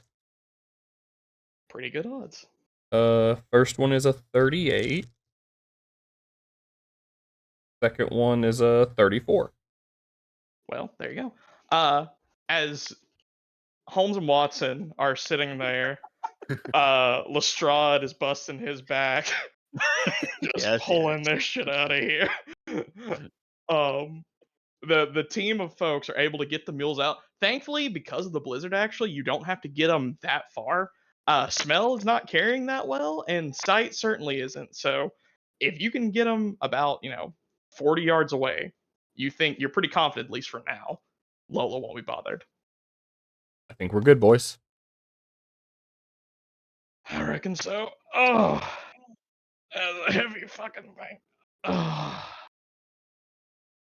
All right. And they kind of turn. It's like we're gonna go back to the bunkhouse, make sure everyone's okay there. Sounds You guys good. follow whenever you're ready. And they all start walking back to the bunkhouse. Alrighty. I walk back Except to... for Terrence, actually, who is a guard in this. He stays with you guys, and he kind of walks up next to you as you're walking back.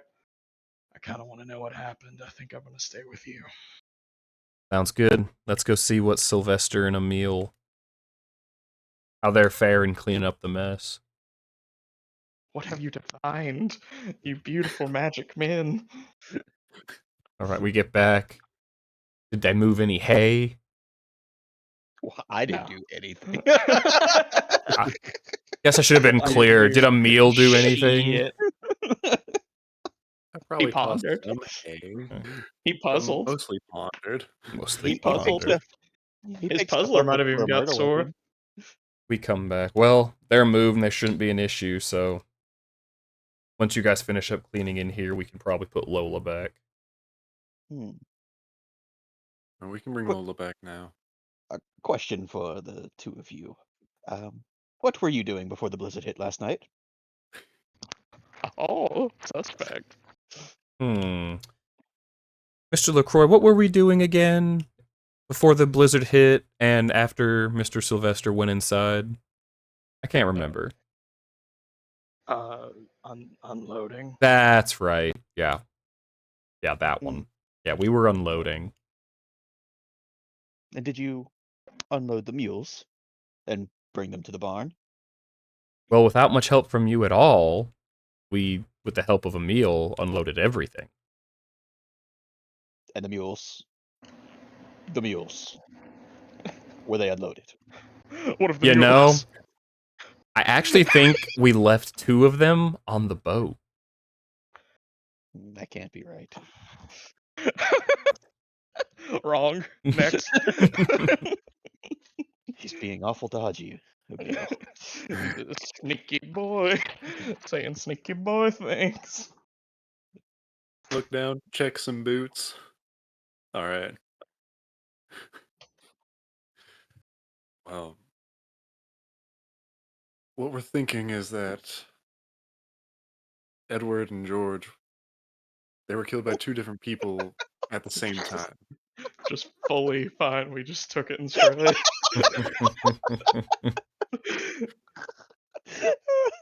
Okay. It would have happened right before the blizzard, so right after we got everything unpacked. Okay. And one of That's- our only clues is that they probably got blood on their boots. Possible. Not the hardest thing to. Well, or the blizzard wouldn't have been anything to clean them off with. I'm quite certain it wasn't one of our group that did this. My suspicion is more towards some of the townsfolk. Emil brought up a point that some of them haven't been sleeping quite as good, Okay. and perhaps their minds are beginning to suffer from their deprivation. Well, I don't remember hearing anyone leave the bunkhouse, so that could track. How many other people outside of Mr. and Mrs. Swanson and the Smithy are here in town? Either any of you can give me a rumor check. I'll let one of y'all do it. I mean, all of you can if you want to. There's no. Actually, I can assist someone because I have a point in rumor. Nope. No. Maybe Darn you should it. all roll it. Yeah. Guess that means I got to get me a 36. All right, Brian. So you remember what I rolled earlier? I got 23. I did Flip not. it upside down. I got a 66. Darn you. No. I got a crit fail. I got a 23. No, guys. I know who did it. I did. Well, so Levi, you are fairly certain there are around 15 to 20 people who live here, counting children. It ain't gonna have the strength to rip the throat out of a Sylvester, horse. you are dead certain it's about 35. So many people here. We'll be here for days going through. What are you talking about, Sylvester? There's like 15 tops. He is No, those- wrong. Those are only the people that you saw. There are for sure more people that are in their bunks. Okay. Math is not your strong suit. That's okay. Are you saying that you went to everybody's home? You counted all the people? Are you the census man? Put my hand on his shoulder. Yes. You can call me the census man. I look up to Emil and like look my eyes over. Like, this might be the guy. Oh, buddy, if I was the guy, you'd be Get him! dead. Get him! Get him! Emil, take him out. Take 'em out. Buddy, the second you turn on me, I'm gonna gut you like a pig. Emil, I got him. He's not going to be expecting it. Get him now. Mhm. Get him. Alright. Well, if we assume children being unable to probably do that to the mules, First mistake, chuckle fuck. that doesn't doesn't leave too many options. Who is the other person with us? Terrence LaCroix. Terrence Terrence. Lacroix. The Indian man who's going to help me get a gap or bridge the gap between the Indians and the British. I mean, canonically, that is his job, but I don't think it's for you specifically. No. We've already talked about this. But he's I the see. captain. Terrence, if you don't mind, could you stay here and watch the barn for just a little while so we can go to the house? And we'll be right back. He kind of looks around a little bit. Yeah, I can, but why don't you go get Jackson and tell him to come out here too? I don't really like the idea of being alone. That's fair. Somebody do be cutting Levi, do necks. you want to stay with him while we go get Jackson? I'll go with you to get Jackson. Sylvester will be fine with him. No. And I start walking towards the house. He's a brave boy. I don't think that you should be traveling alone with him. Then I can stay here. Emil, I don't think I should be traveling alone. You're right. Coward. Coward. Coward. Give him like a knowing nod. Wink. Perhaps we'll wait here till Jackson gets here. Just wait here. How long does this liquid courage last? I feel like it's starting to wear off. I'm starting to run out, baby. It lasts like hours. So. Crazy. Mr. Stark, I don't feel so good. Fuck this guy, actually. It lasts 8 hours. How long? 8 hours. Oh my god. And then Chance just ruined my character. Just kept feeding me alcohol. Sweet Jesus, it's the mask all over again. Or the crown, it's the crown all over The crown. Are one of you guys See you coming, next year. or do you want me to go by myself? But Emil will jog to catch up Alrighty. after a brief word with Sylvester. I'll pray for him. On our walk to the bunkhouse, well, I know for 100%, I don't think Sylvester did it. He did. I think I'm with you boys. I don't think someone in our bunkhouse did.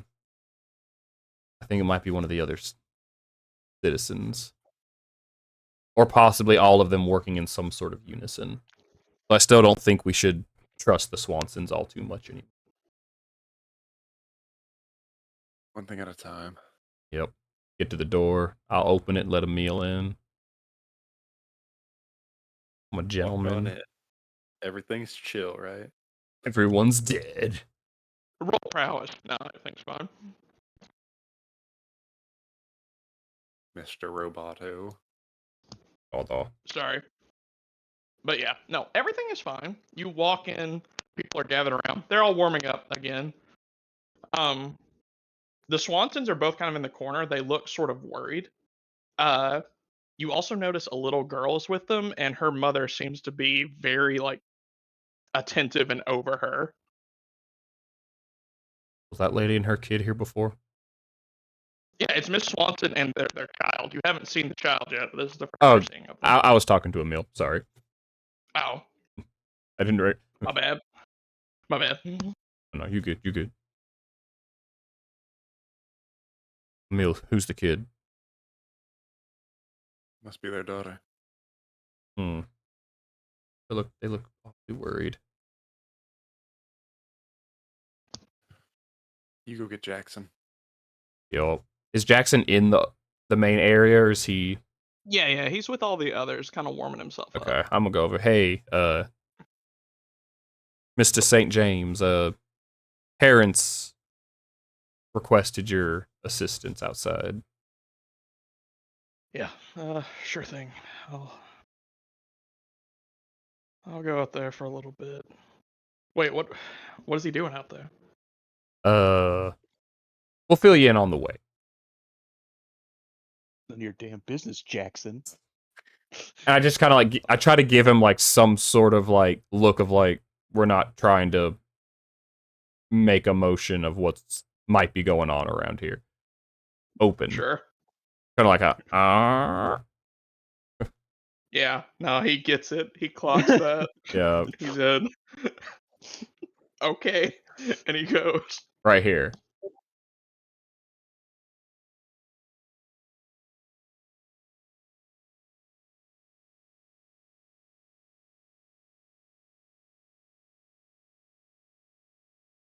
Oh, alrighty. All right. Yep. He's ready to go as you guys are kind of left in here. Okay. You are relieved, Sylvester. And on our walk to the barn, I guess me and Emil will kind of fill in on why Terrence is staying behind. I'm not leaving the house. Oh, you're staying in the house. Cool. Alternatively, fuck you. Go die alone. Emil said, I'm free. I ain't dying here. Even For no better. some bitch. So I get back to Terrence and Sylvester without Emil. He's dead. I was gonna say, freaking Sylvester. Well, here's Jackson just like you wanted, Mr. Terrence. Alright. So, you guys were gonna stay here, kind of continue cleaning up the place. And me and Sylvester are gonna plan what we think about next.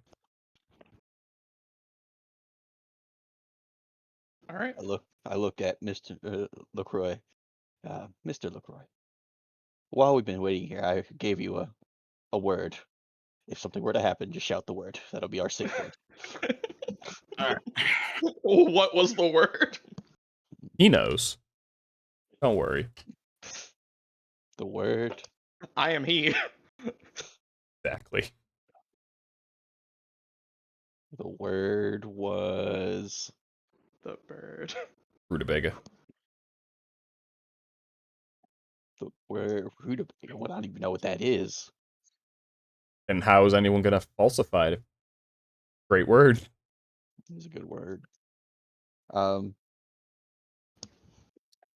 Beans and toast. That's words. Very British. Very British. That's half a sentence. Beans and toast. Means a toast it is. He gives you a knowing nod.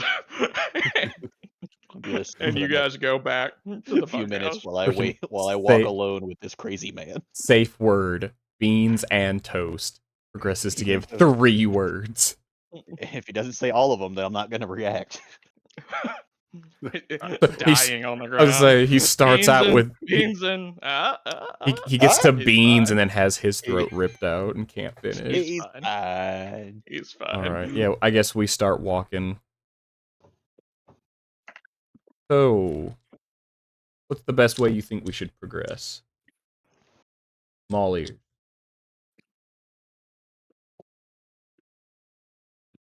I think that we should perhaps have Emil involved in this conversation.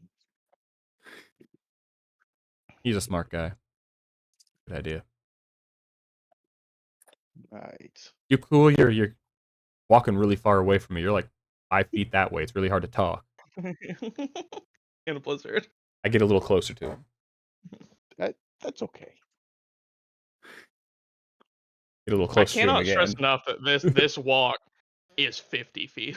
Oh yeah, I'm making it. I'm making it. Just like it should only be 50 feet, but I just keep inching closer, and I just assume he's gonna keep inching a little bit to the left while I'm inching to the left, because I'm just like, dude, get over here. I'm trying to have a conversation with you. I don't want to yell. You guys very quickly I make it can't to the hear you. bunkhouse, perhaps faster than you would have normally. Get away from As me. door opens, another bone-chilling blast enters it. I mean, were you doing anything in those, 5-10 minutes while they were gone that was noteworthy? I think I'd probably go talk to the Mr. and Mrs. of the household. Okay. Uh, you see them standing there, sort of hushed voice talking to himself, both with serious concern on their face, and very protectively sort of keeping their daughter in eyesight. All right, seeing that, at first I'll walk over by the fire, warm my buns, try to eavesdrop. Okay. Give me as an that check. eavesdrop skill. I think eavesdrop is a skill. It is. Yeah, yeah. It's eavesdroppable. You're in a small room. There's not much else to listen to. I'm actually gonna say this is an easy one to do. So add plus 20 to your threshold. 11. That's a full ass crit. That's like the best crit you can get other than a one. Um, Nice. you hear pretty much their full conversation. She's just sort of like, worriedly talking to him. I don't know who could have done this, but this is bad. We we can't leave we can't leave Miriam around if something like this is happening. I don't know who would do this. It couldn't be someone here. And he just sort of looks back at her. It had to be someone here, or one of them. And they just kind of look at you guys out of the corner of their eyes, just like, mm. And then she said, "Well, why would one of them do it?" It's like, they brought the mules. They came here. Doesn't mean they were all coming here for the same reason. And they both just kind of have this worried look on their face as they kind of, pull their daughter, Miriam, as you just heard, tighter in and sort of sequester themselves away from you all, sort of. Turn back to the boys. Start checking boots. Go ahead and Ain't throw nobody me. got time to properly clean that shit. Give me an awareness check on that one. Oh, well, no, this is general enough. I think it doesn't have to be scrutinized. Just give me an awareness check. One notice check coming up. You have to roll perception. It's a Uh, necessary skill. so my threshold was 57. I got a 35. Okay. You look around and you can't say for sure that someone hasn't cleaned their boots.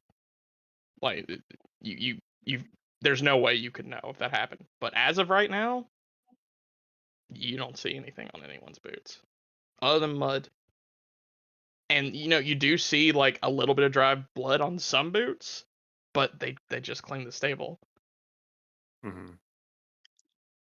But no like mass amount that would imply they had it spilled around their boots or anything like that. Sure. So nothing definitive, but it's also not something that couldn't have been taken care of at the same time.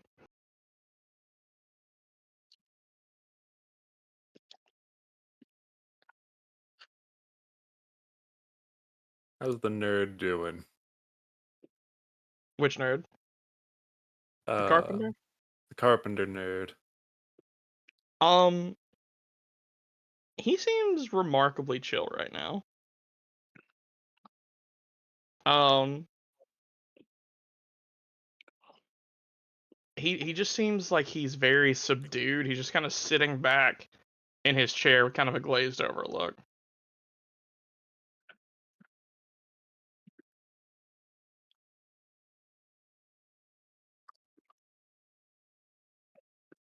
Is there any tea on?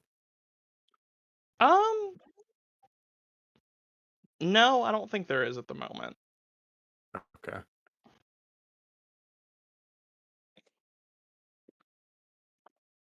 Would you like some tea, Sylvester? I guess I'm gonna I will be putting some tea on. try to find the pot. I mean, I can help if you want. Those two walk in, and as they do, you all start putting some tea on. Tea is the At the one person stove, thing. kind of creating another little sect by yourselves.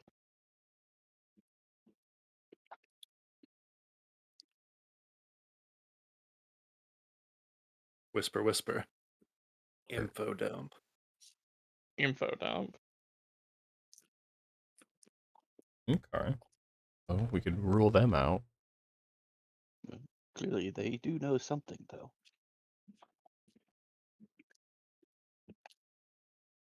True. Perhaps you could look more into that, Levi.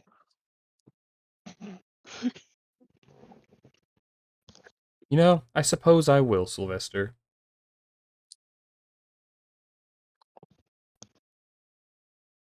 Okay, so are you Alright. approaching the family?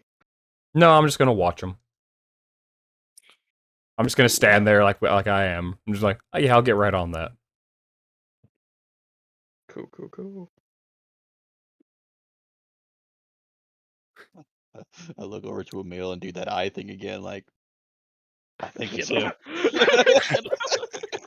Get him. Oh my gosh, Get him. it's him! It's him! Fucking sus. Bam. There's only been one suspicious person so far. It's this guy. This It's this guy. guy. Well, where else Alright, do we then wanna? I'll go. I'll get my little cup of tea and kind of nod to Sylvester. And yeah, I guess I'll go over to the family. Just like, excuse me, uh, could I possibly have a moment? Kind of like gesture to like a back room or something. Could I have a moment of your time? As you approach, it is kind of very clear that the uh, the father Daniel just kind of like puts himself between you and his wife and daughter the minute you approach, and he Sure. just kind of nods. Of course. And he walks with you over to another. He moves to like the doorway of another room. He seems kind of unwilling to go in alone. Sure. Then, like, I'll enter the room and he can stand in the doorway. Uh, just so I'm like kind of like as Mm-hmm. most out of eye shot as possible. Sure. Sip my tea. So clearly something's going on here, and I'm trying to get to the bottom of it. I need your All help. right. Sip tea. What do you want me to do? I just need to know what you know. I don't know what you mean. I don't know anything. All I know is that you all came in, parked the mules, and then they're dead. What I do know is whoever it is has to be here, not in this room, but in the village proper. Which means it's either someone I know very well or the strangers in my home. So you can understand why I'm a little bit concerned about that. I understand. That's why I'm trying to get to the bottom of this. I don't want this to escalate any further than it already has. For both of our sakes.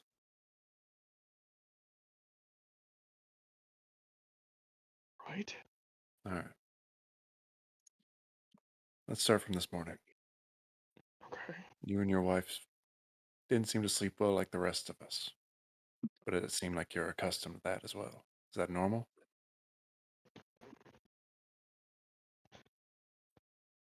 The past few months, sleep has been difficult. They've constant wakefulness and nightmares. Similar to what my companion said?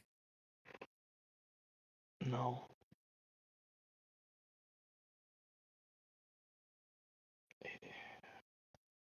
They vary. I mean, they're nightmares. They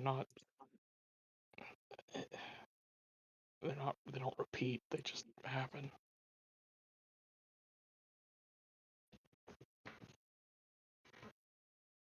Okay. Mm, just to be on the safe side, nothing with trees or things in trees.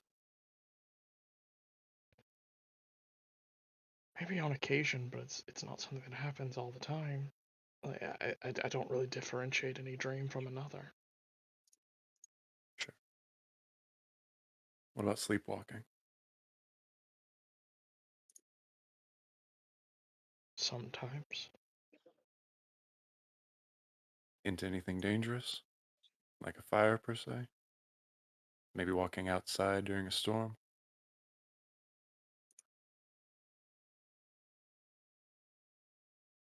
Mm, You or anyone else in the town? Sometimes there's been some sleepwalking, but I don't think anyone's hurt themselves too seriously doing it. All right. I, Is there anyone in town that would find outsiders distasteful? not really. The entire purpose of this town is to move people to and fro. We were put here to make sure that any cargo that came in or out was handled, and the people doing so were taken care of. There should be strangers here most of the time.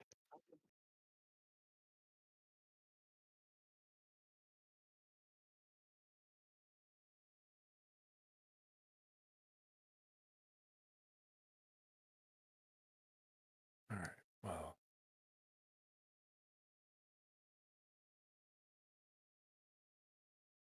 hopefully, whoever did this tries to go after the last mule. We'll have people outside, and this can be stopped quick.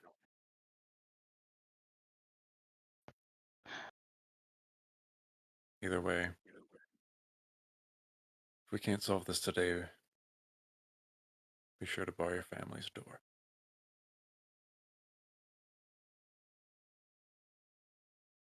He just kind of looks about. Look, you seem to have really taken, I guess, the reins here. So Bullshit. assuming that I trust you, do you trust the rest of the people you came with? Would I? Right.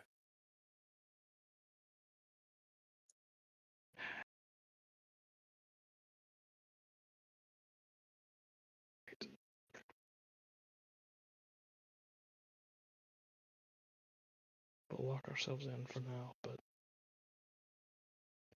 the minute the storm breaks, I want you all to leave. We want the same thing.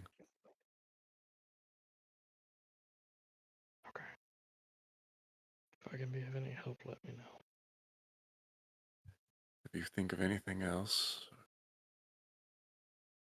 just let me know. Sip tea, walk back to the fire. He kind of walks in, and you see a whisper to Annabelle as he kind of ushers them upstairs, and they sort of leave. Nice. Well, I have to go check the stable. And as I walk towards the door, I still have my tea, of course. I'm going to accidentally bump into the carpentry nerd and spill my tea on him. Uh, as you sort of do this, and do the dump, The you drop jump. the load on him. I dropped Wow. Um, We just lost all of our money on YouTube. you, all of our money. No. I don't. You know what? This is a bit of a kind of a tippy top dance here to get here. But why don't you give me a skullduggery check? I was about to say, is it skullduggery? It's kind of skullduggery. All right. I got a base of 49. I don't think there's any minuses on this one. You're just spilling tea. You're just Coming in with a flat 20. As you do, you sort of dump it on his shoulder. He turns and looks, and he just goes, "Oh!" And he looks up at you, "Oh!" and he just kind of stares at you with this like slack-jawed expression. Um, you can give me a healing check if you want to. I want you to Was know, this Emil, what you just did is punishable by death in Britain. It's easy, so you can add plus 20% to this all right? to your threshold. Now, I'm gonna ask this before, so feel free to Uh huh. apply it to the roll, or if it doesn't apply, say so. Sure. Was his oh, was that Like a zombie. like a zombie or like bruh, the fuck? It's like a bruh. Don't mark off zombie yet, though. He could still be a zombie. It's not Vampire. checked. It's not checked. A base of 43 and an 18. As he does this, coupled by his reaction, the way he looks, and a certain smell you get, this dude is high. Bruh. Specifically, as you kind of like take it in, you get the very like distinctive smell of opium. Nice. And he's not sharing. And he just looks at you just like slack jawed, wide eyed, like, why? That guy had Haha. powder courage.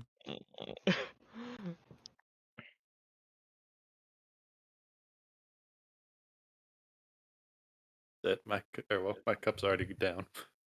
Mm, okay. Everyone just kind of looked at you for a second as neither of you say anything as you spill tea on him. Oops.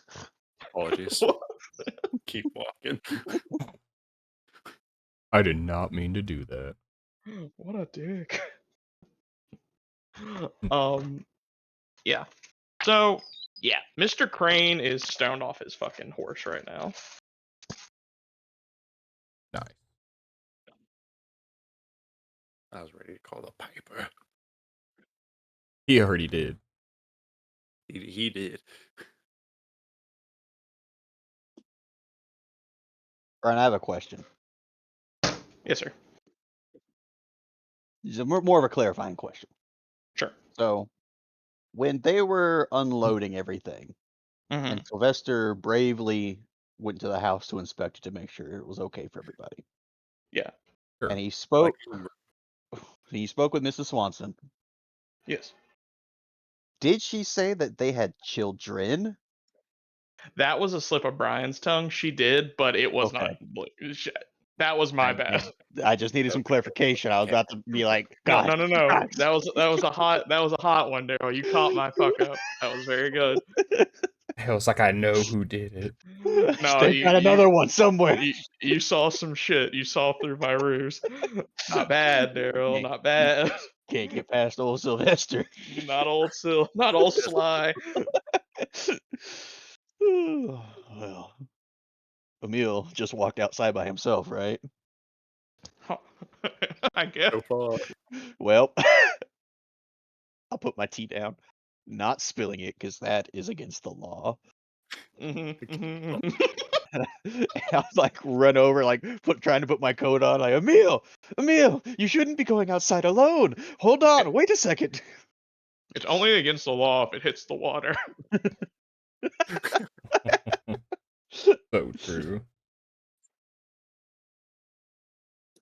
I will run after Emil. I will follow as well. Oh no, you should stay here and keep watch on the people. The three of you go outside Oh.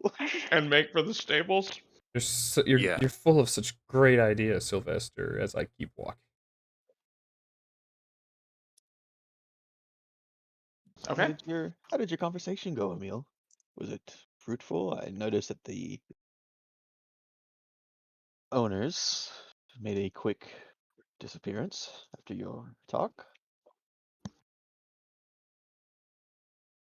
They don't know who it could be. They don't think anyone in the town would do such a thing. And so they instantly look at the lot of us in their own house.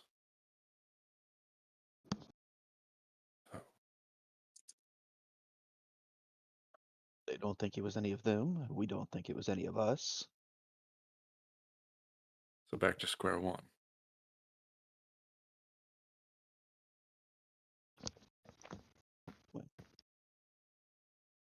We do know that So who could there it are be? natives that reside in this place. Perhaps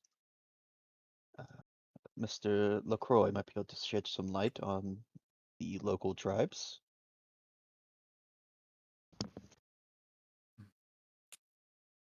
Maybe? I'm not sure. There's something else going on. Mm-hmm. They said they haven't been sleeping well for months.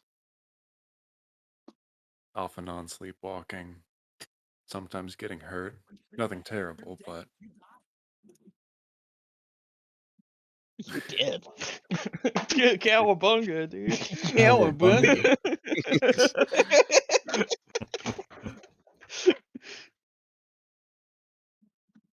Hmm. And, I mean, uh,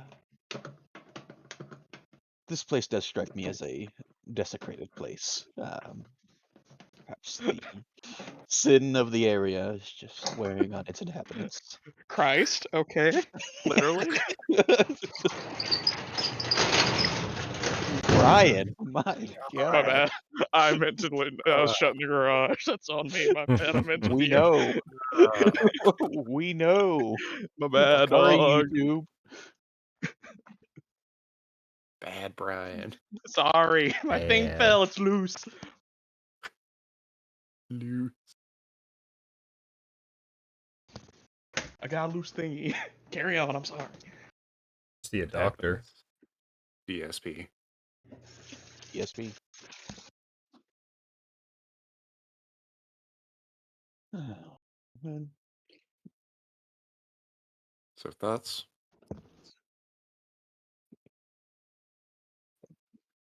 Outside of starting a full-fledged interrogation of everyone in sight. Well, Kind of drawing a to be, blank. to be totally honest, if it's not any of us and it is one of the townsfolk, then I don't know if it's really our problem. It We is make our sure problem because we lost 2 mules. we make sure our final mule lives, wait out the blizzard, and we leave.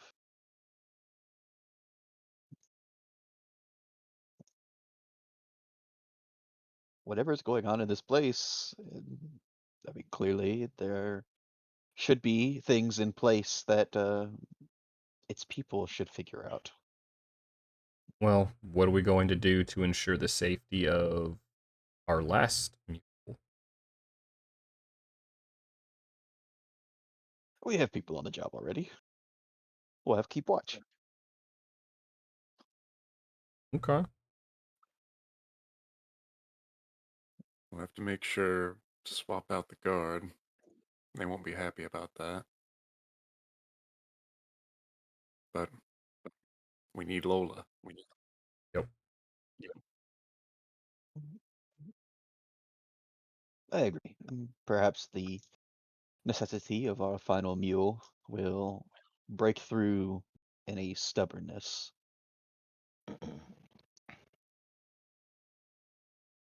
It'll have to. Yep. So then I guess check in with Jackson and Terrence. Mm-hmm. Make sure nothing Yeah. crazy has happened in the past 30 minutes, and then let them know of the plan, and then I guess go back to the boys and just be like, all right, we're gonna have to do watches. Yeah. So we need that donkey. Be That donkey. 100%. Okay. In that case, how many people are you guys leaving on what? The stables at a time. You thinking at least 2? 3 I at a think time. 3? 3. If it was done by 2 people, then we need a third, right? That's true. Who's going to be our 6th person, though? We have 5 people here. Well, I mean, you guys have the entire like I group in the didn't. bunkhouse if you're willing to I use didn't know if those. we were gonna. Yeah, I didn't know if we were gonna include them on our findings. I think we have to at this point, or at least like we can't let this happen again. We're gonna have to have people watch the donkey. I trust John and Jacob the most out of the others that are left. They did assist in finding Lola. And their name, it's my name too. It is my name too, and my name. Whenever we go out, the people they Always always Oh shout. yeah. There they go.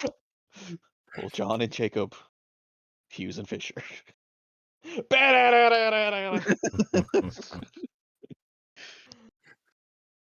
All right. Well, we'll ask one of them to assist, and then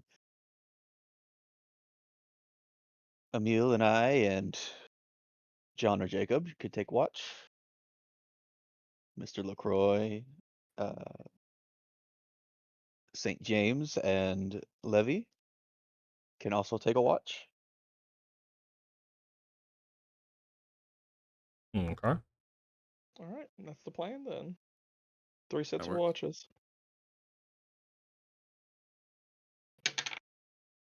Who's first watch? Who's second? Who's third again? Sorry. I can be first. Okay. Second. I'll do second, which means Sylvester is also doing second. Yeah. All right. The first watch that evening, Levi, you're there with 2 of your compatriots, walking about, trying to keep a weather eye out as strong as you can, but really you're just observing your immediate area. Because the blizzard, though showing signs of starting to slack, is still making any vision very, very difficult. Okay. But you are able to patrol, and throughout your watch at the very least, no one makes any attempt on the stables, and no one ever does anything regarding the mule. You guys do your trade out, Sylvester and Emil. Who was your third with you? John. John. I can't believe you'd break up John and Jacob like that. That's crazy. Um, Daryl got one of them killed. but the 3 of you are Awfully there. tragic backstory. I need you both to give me an awareness roll. Both of us, or can one of us aid? Either or. If you can both do it or you can aid, it's up to you. Yeah, No, I got. I was 63. Damn. Yeah, I got a 47 base, so I will help Sylvester.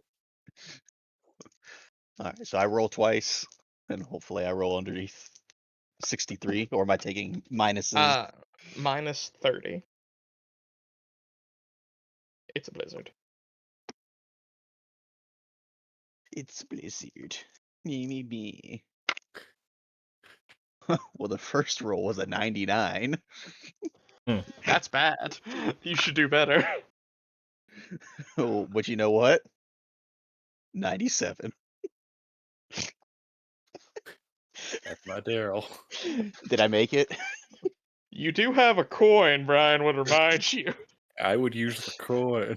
I have already used a coin. It's not my coin to use. You can It's a take my pool. coin. It's a pool. No one has rights to the coins. The coins can be used as needed.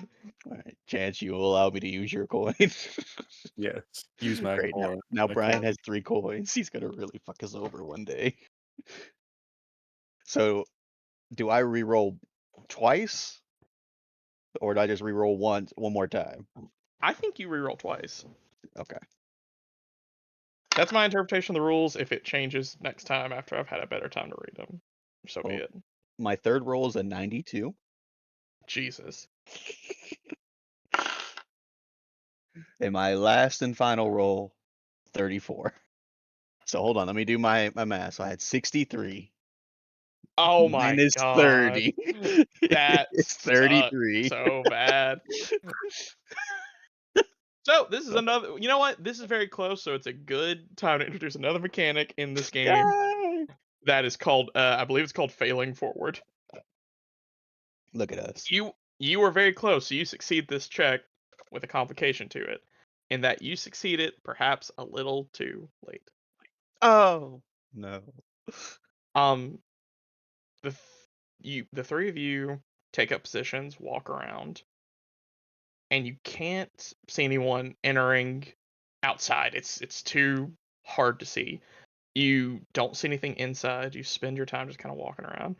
And Sylvester, you keep passing through and looking out and seeing a light, which you think is just like the blacksmith forge, the ember left behind. You keep passing it, you keep looking at it harder, and it seems to glow brighter, and you're not understanding what you're looking at until you smell smoke. Oh. As you peer out, you see the blacksmith shop. It's glowing like the forge is going. However, the forge is on the right side of the building, and the left is what is glowing. And as you look throughout the town, you see another glowing spot towards the residential areas, and another glowing spot near the mercantile, as you realize that someone is setting the houses here on fire. Well, clearly it's been more than 8 hours since I took liquid courage. And if we want to end here, because it is 1 o'clock, this is a fine stopping point, or if we want to carry on through, we can. But if we carry on through now, we've got at least another hour ahead of us. This might be a good spot to I think stop this is a good then. stopping point. 'Cause then next session is all action. Oh yeah. Mm-hmm. I wanted to keep going. I You'll want be it a on record. I kept going. you'll be asleep in 5 minutes, Daryl. You can't prove that. Oh. As we close this Hmm. session, Sylvester raises the alarm to Emil as he realizes people are setting the houses on fire. As you hear another commotion, as you see you're not sure which of your compatriots it was who also noticed it, probably from their room. You see someone start moving towards the blacksmith house where it's burning, and you hear a rhythmic crack as you hear 4 distinct shots ring out and a body hit the ground. Emil, That's where we'll end. we need to get in cover. We're being shot upon. We don't want to be hit by the shrapnel. Make sure the building isn't lit on fire. We'll stay here till it's all over. We'll stay here. But quickly, go outside and check to make sure it's safe. No, no, no. Jacob, go outside. I thought John was here. John. Him or God, dude. Jingle, we don't know. Oh, this is a fun thing that I get to do now. That means 7, 6. I have a D6 in my hands. Oh yeah, for the Yeah. conflict. No. Someone went out to check, and there are 6 people who are unaccounted for. Oh. We know where you guys are. I'm not gonna just shoot Austin because he was away. And we know where John is, which means you have 6 friends that have joined your party, and one of them went out to check. Actually, this is more fun if one of you does it. Just which Who one you wants want to me to roll roll? that D6? I'll roll it. You roll it? Got a Okay, hold 6. on. I'm gonna look at the Okay. Let me look at who that is. That was Just really fast. Okay.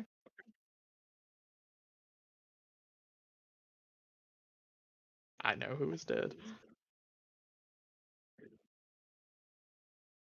But okay.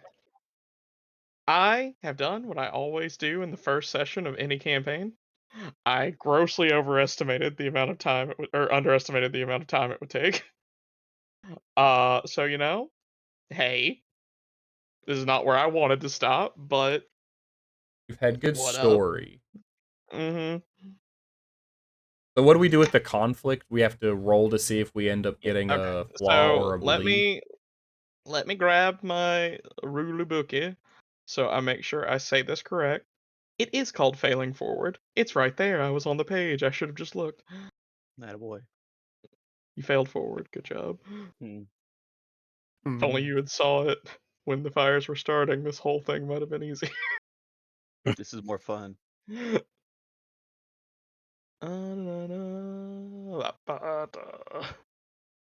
Anyone want to help Brian find it?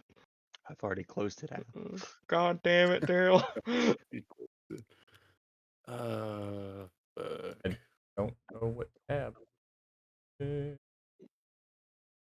Help me, Mr. Index. Yeah, I was I gonna go to Mr. Index, but I'm already scrolled so far down, it feels too late to turn back.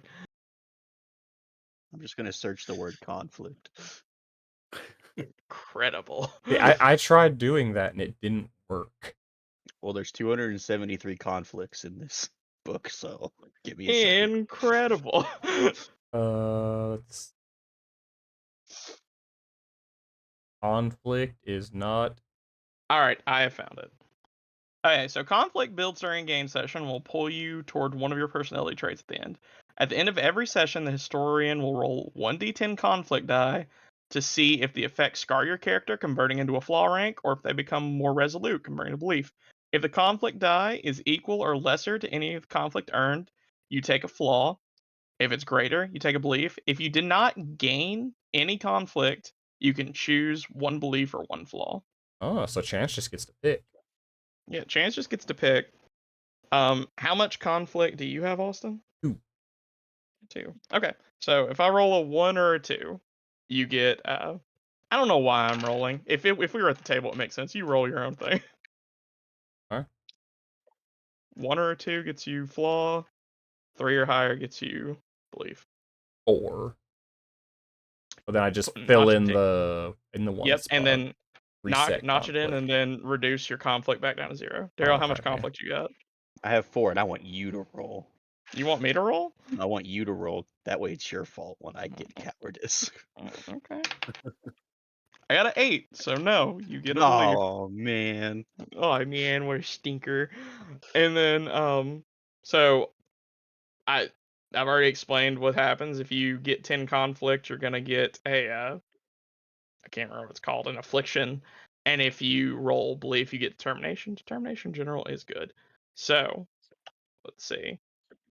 We are at the end of a session. So typically this kind of runs on like a reward pool thing. So here we go. Essentially, they're worthy for one earned. You can spend. There are 30 spent for 4 tiers. So pre-game, if someone did a pre-game recap, it would give them 50 RP. We didn't have one. Everyone gets 50. Uh, End of session for every hour played, 25. We played 4 hours, so 150 to everyone. And then post-game debrief, which we're about to do, another 50. So you all get 200 RP, which is the uh On page 4 of our character sheet. yeah. We got you said Put into your 150. professions.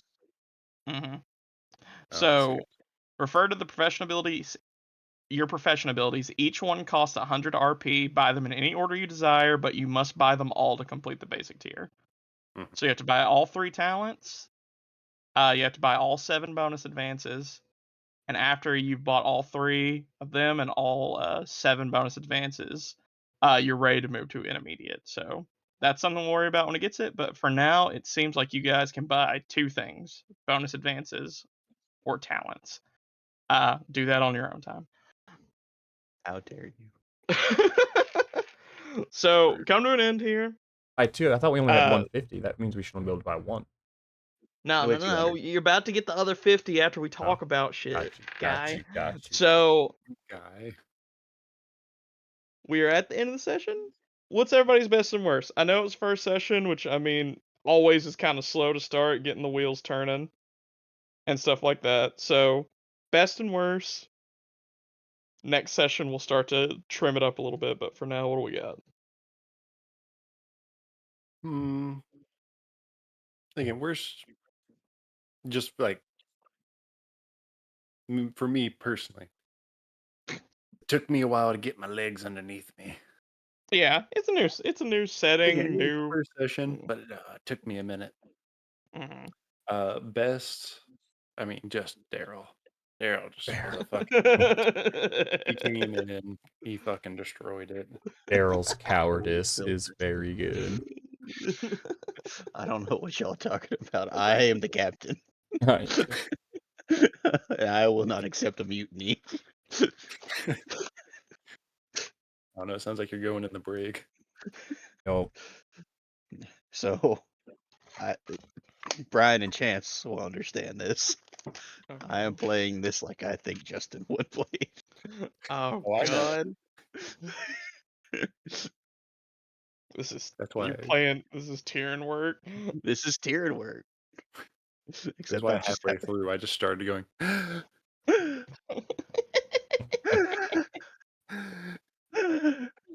um. Well, my best was Levy. I like Levy being Levy. a little creepy bastard. You bastard. Thank you. Levy's probably the one burning the houses down. Dude, I might be. Probably. I did almost I'm- kill someone this game. Worst. I mean, kind of going off chance. It's a new system, and I didn't know what we could and couldn't do. That's fair. Like with D&D, it's easy to like be in like these investigations and just go, I cast detect magic, Yeah. and this is like, oh, these horses or these mules' throats were cut. I mean, would I really be able to tell what kind of weapon was used? No, this is fair. This is fair. It's like trying to figure out exactly how how much D&D and how much like Call of Cthulhu. Mm-hmm. Finding like the I middle think ground. I legitimately think it's more the second than the Yeah, first. yeah. Yeah. No, I Practice. for best, I have to give it to Daryl. I was not expecting that level right out the gate. And I think my worst would be just trying to bring it to a level that Daryl brought it so quickly to. Because he hit 10 really quick and I was like, oh crap, usually I have time to build into this, but Daryl spun the dial and now I'm gonna try to I gotta try to Yeah. compete with this because me and Daryl's characters are relatively opposite. Yeah, no. Mm-hmm. Welcome Mm-hmm. to me and Chance every other Saturday. Oh, Trying to I keep don't. up with Daryl is the name of what we do. I don't know what you're talking about. Well, You and know, the other day we were playing D&D and Daryl actually convinced me to try to pull his soul out, and I did it. I don't know why I did it, but I Like a did. hero. You Like a did it. hero. And then he said, "Wow, that hurt. You shouldn't do that Why again." did you do that to Like me? I was the asshole. no, I liked it though, because it's what I need, because usually my worst is always it usually takes me like 2 to sometimes 3 sessions to really figure out my character baseline. Especially I feel like I was better when I didn't have so much crap to do in my normal life. And now that I have a bunch of crap to do, so I don't get as much pre-prep as I want. Mhm. So that was really nice, just him jumping in and me being like, okay, we need to hop on it. Y'all did great. But yeah, I do love how Everyone, my character, the way my conflict bar is going, is Daryl is gonna cause me vexation so hard. And the only reason I feel like I only had a 2 today was because Chance gave him liquid courage. Because oh my goodness, I was like, we're gonna go out in this blizzard, and this dude is gonna piss me off. I think my interpretation of conflict is it should only be a problem if it becomes a problem. You know what I mean? Like Oh yeah, you can be mad and that's fine, but if it becomes everyone else's problem, then that's conflict. You oh can be a yeah. coward, but it's fine until it becomes everyone else's problem, then it's conflict. Well, and that'll be the perfect way to do it because that's kind of how when we were learning the game, that's how I viewed it anyway. Because the beliefs, my recognition belief is interesting, and I did Mhm. learn that conflicts me in of itself because the recognition it's going above and beyond by any means to get the respect of those around you, and I don't Yeah. want Daryl's respect anymore.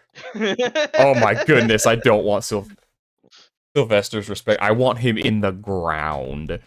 I made one offhanded comment to Daryl, and he's like, "Oh, I'm in charge." Yeah. I'm in charge. Interesting. And then the But next day, somebody else said I was captain.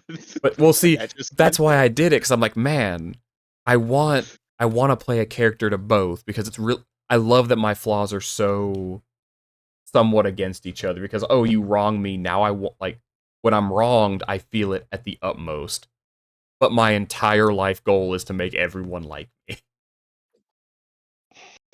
So cool. So I'm gonna try hard until you piss me off, and then I want you dead. Yeah, I'm just not gonna try hard. I'm not gonna try hard. Well, see, that's My plan was to never try hard. That was my Unless someone well, see, entire that's why the idea. next morning I got to sleep it off, and I was like, you know what?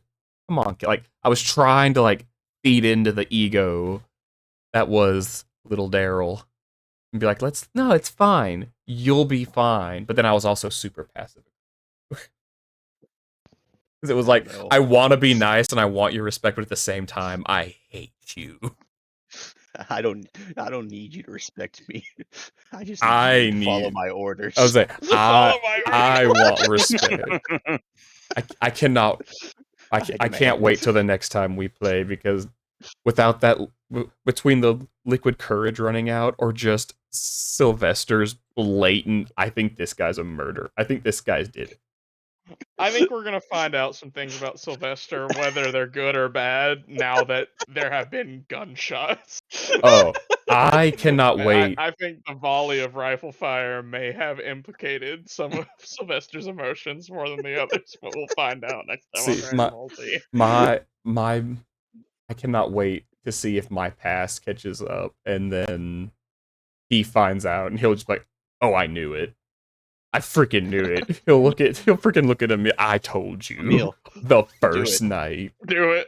Yeah. Do it. Emil, He'll be like, Do Emil, it. what did I tell you? Do it. Do do it. it. Do it, Emil. No, Do my Now. it. It's with time. with that with that Forge guy, my first thing I was like, I'm gonna fail.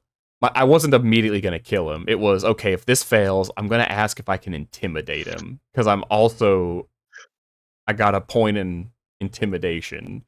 So like that's a we'll try to be nice first. Doesn't your point in intimidation pretty much just offset your negative from being scarred or whatever? No, intimidation's in brawn. Oh, yeah, that does make sense. Sure. That's Sure. the I'm thinking beauty too of it. deeply about it. Yeah. So I was like, okay, we'll do that. And then I sat there, I was like, man, but it's gonna depend how he acts, because if he pisses me off, I might just He stab had him. he had every right to be pissed. Oh, he did. He did. I was He had like, every right man. to be I was like, pissed. I did and I didn't even mean to and when I talked and he talked over me, I go, yeah, I wasn't talking or anything. That just came out of my mouth and I went, I was about to say, you gonna mouth off to me right now, Chief. You think you're a big man? I was You like, think you're a big man? I was like, I've been at work today. That The dude's sass. sitting there like, I pound metal for a living, dog. You're made of not metal. I'll kick your ass. We both pound metal, sir. You want to go then? Starts making out. Yo. Making out. No, I was like, ooh, there's two ways, because if it turns into if he starts insulting me, then it's gonna turn into, okay, I came over here alone, I'm gonna push this man in his house, and I'm gonna stab him. I really don't think that would do wonders for your innocence. As far as everyone else is concerned, I think that might lead to a hanging, possibly. You know, I could. Maybe the blizzard was on my side and they didn't see it happen because they stayed over by the forge. I said, I'll go around to the front. You know, They'd I have feel to like you're find really it. throwing I think you're throwing a whole lot of weight into the boys being kind of stupid. I didn't say they were stupid. I said they weren't paying attention. Ah, You want to know who was looking over his shoulder? Sylvester. See, and that's why I think he might notice something like that. You want to know who wouldn't have jumped in if that blacksmith would start beating your ass? Yeah. Sylvester. I was gonna say if it turned into a no. if it turned into a whole fight, who wouldn't do anything? Sylvester. No, my idea was gonna be to intimidate him and just hope for the best. Oh, Bill, you see what that blacksmith is doing? That's what I want you to do. Blacksmith on blacksmith. Look, it's a win-win for us. Either their blacksmith wins and the weird guy is dead, or the weird guy wins and then he becomes the blacksmith and we leave him here. That's how Waxus works. That's how blacksmiths work. The dominant blacksmith kills the other. Yo. Takes his Take the place. spot. How do you think I became a blacksmith? See? It all makes sense. It was not out of vengeance.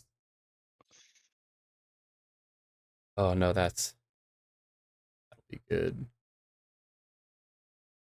This has been great. I know. Well done, Brian.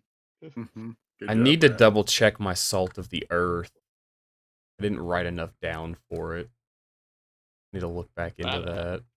I do not know what that is. It's the commoner trait.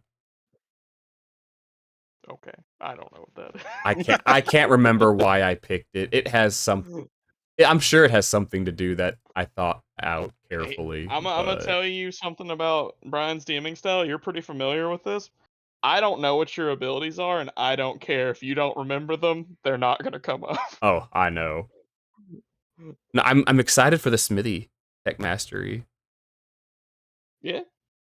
But what's great is I said I had a beauty mark, but then the quirk is forge scarred. So in my mind, I think it's a beauty mark, but I think I might just have a scar.